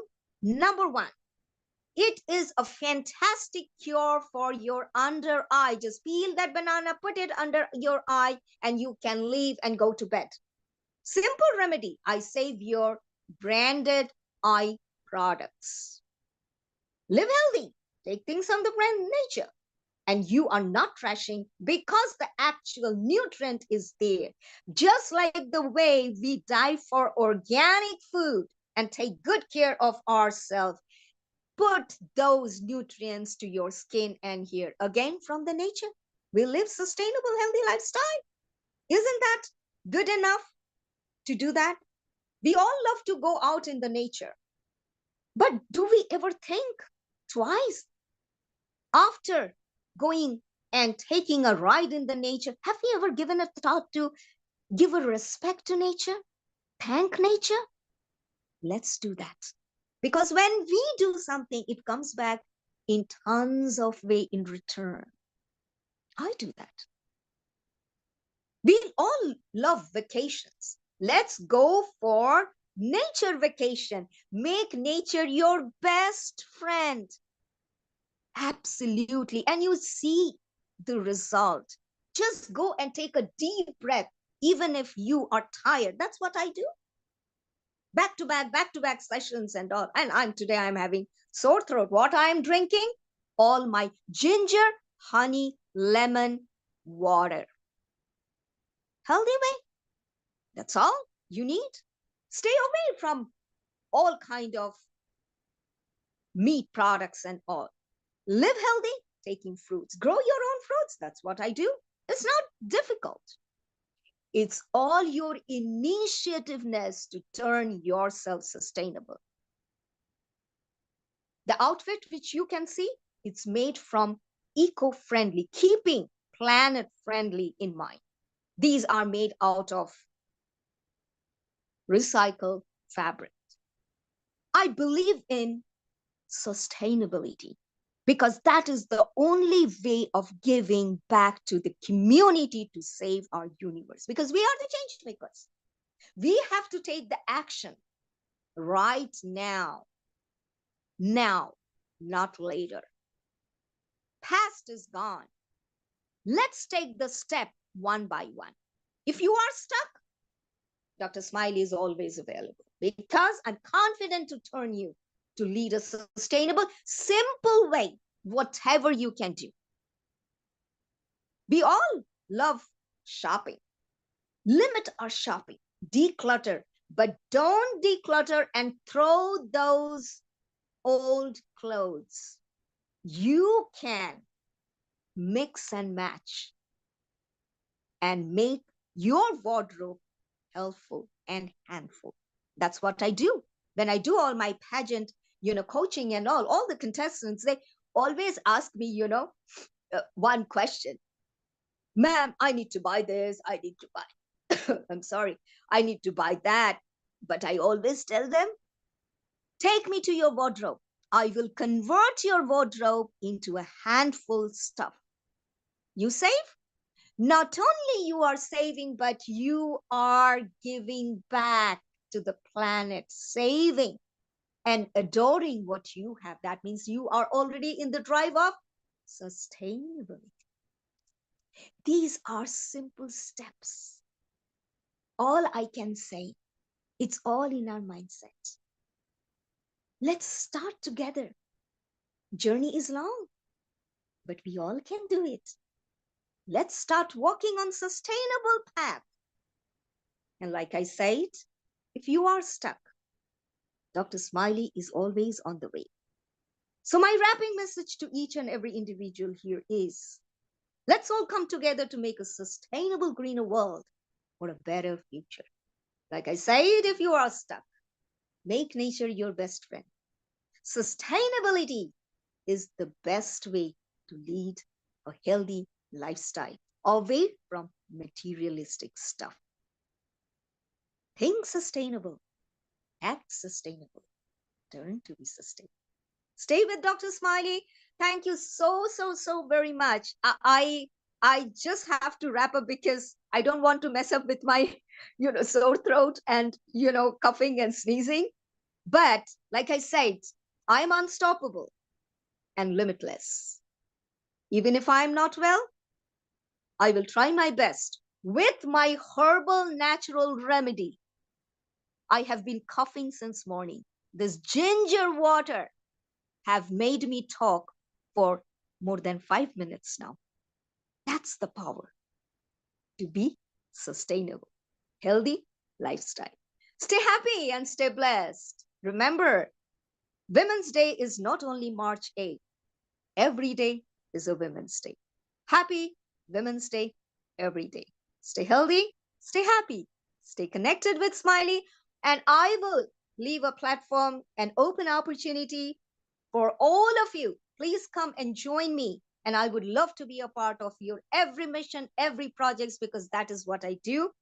I love to uplift, bring business opportunities, collaborate, and be a part to be in your journey. So let's all come together, be on the journey, and make a better place to live. Thank you, Dr. Smiley. As usual, it was beautiful. Thank you very much. And please get well soon.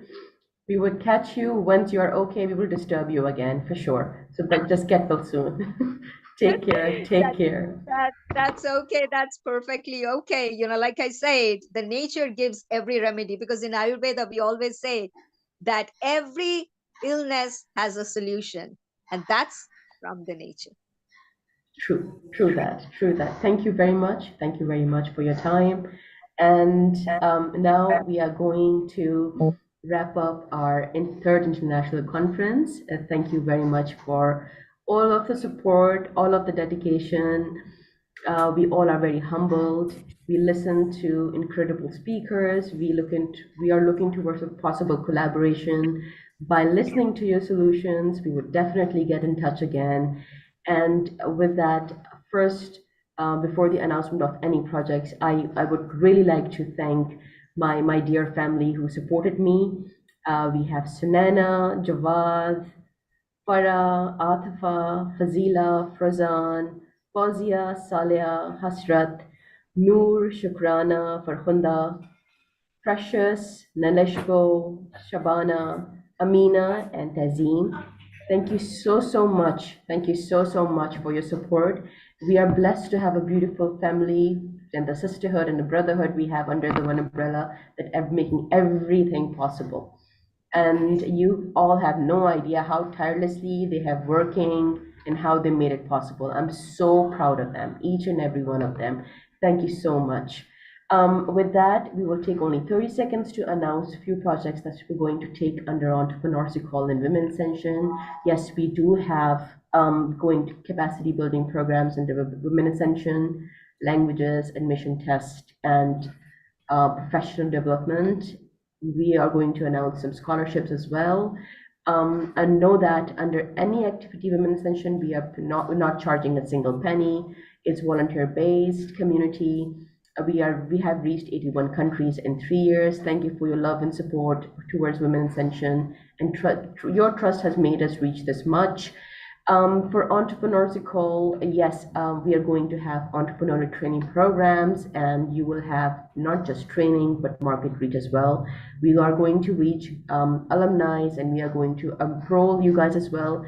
You will have announcement in next week. Please know that. In Women Ascension, we are not just targeting mental health, environmental projects, but we are focusing towards, now we're going to touch till SDG 16, which includes peace and justice as well, health as well, awarenesses program and different aspects. Please stay in touch with us and stay in touch with your volunteers who are serving you day and night tirelessly. Thank you very much once again, all the speakers, all the supporting partners for making this happen. We were definitely going to surprise you in the month of April and May with the help of these speakers for further collaborations.